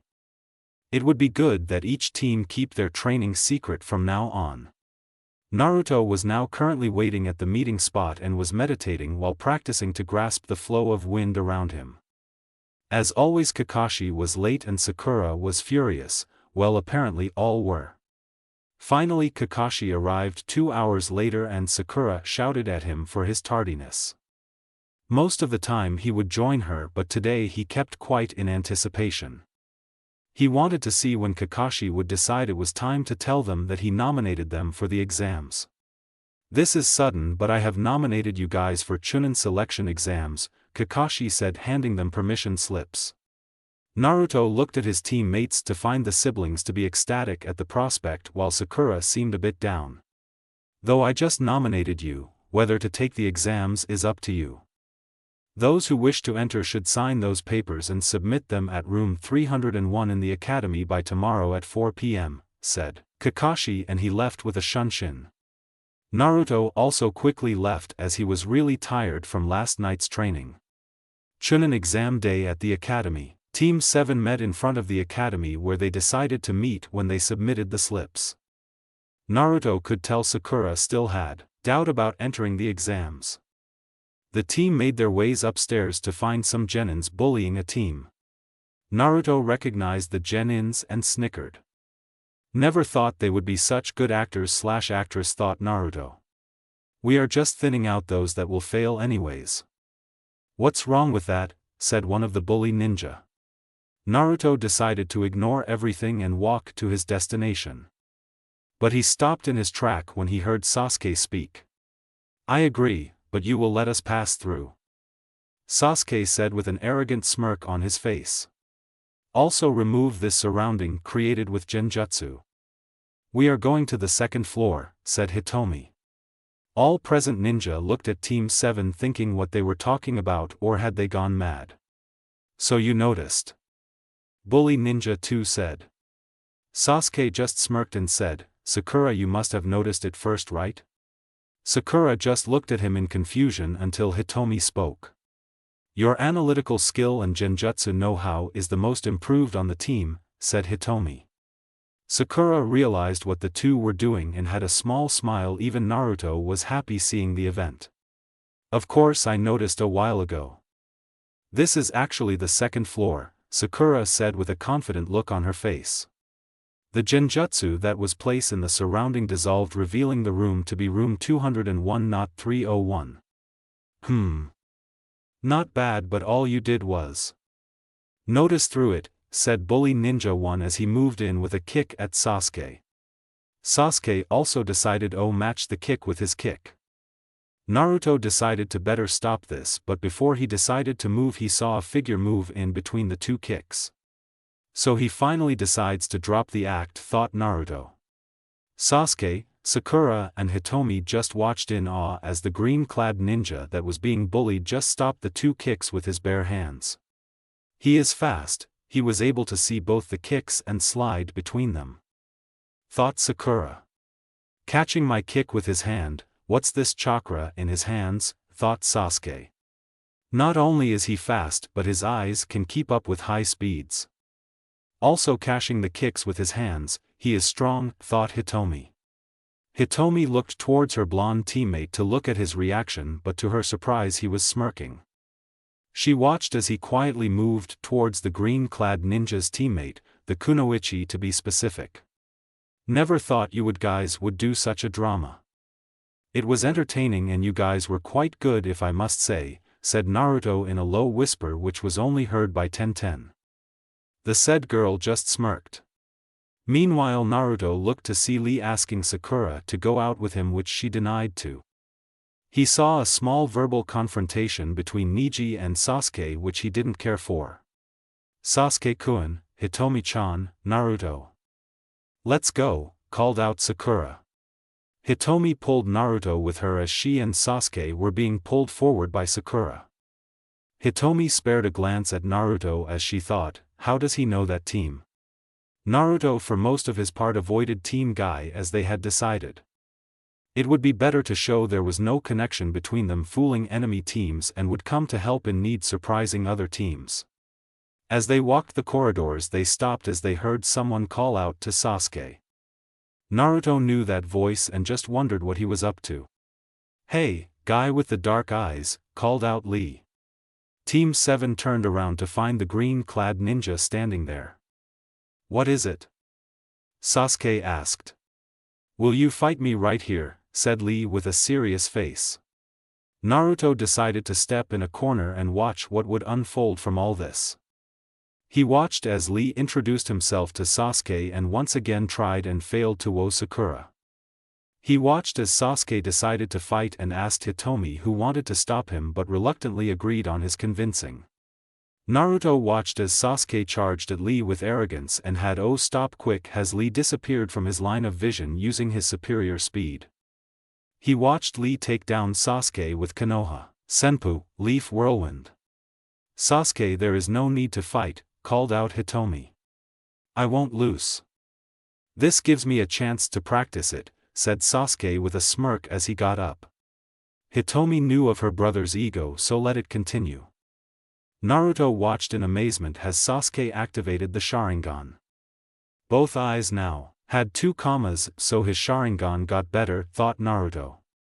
Naruto looked at Sakura as she looked at Sasuke as if he was Kami born on Earth. She seemed to believe that he would win now that he had those eyes. He watched as Sasuke charged at Lee but was airborne before he knew. Lee used Kagebayo, Shadow of the Dancing Leaf, to get behind Sasuke. He went on to tell Sasuke about his jutsus and the so profound weakness of the eyes that Sasuke possessed. That hard work surpasses genius, said Lee out loud as he uncovered his bandages completely. Naruto looked on the worried faces of his teammates and he was worried too. He knew what jutsu Lee was about to use and that didn't look good for both Sasuke and Lee. He had to stop this, and there was only one jutsu which would help him now. Guess it will not be my trump card anymore, thought Naruto as he decided to move in. But as it is, Naruto has the devil's luck, and so it came into play. Guy Sensei's summon appeared and stopped Lee. Hitomi and Sakura quickly ran towards the falling Sasuke and captured him from hitting the ground. Are you alright, Sasuke nii/Kun, said Hitomi/Sakura in worry. Naruto walked up to Sasuke as he saw his team confused as to what the turtle was and how come he was lecturing Lee. And worse was that Lee was attentively listening to it. You sure got your ass kicked, said Naruto as he looked at Sasuke. Sasuke scowled and was about to retaliate but stopped to look at the source of the sudden shout. So did Hitomi and Sakura. Geez. You guys are the epitome of adolescence.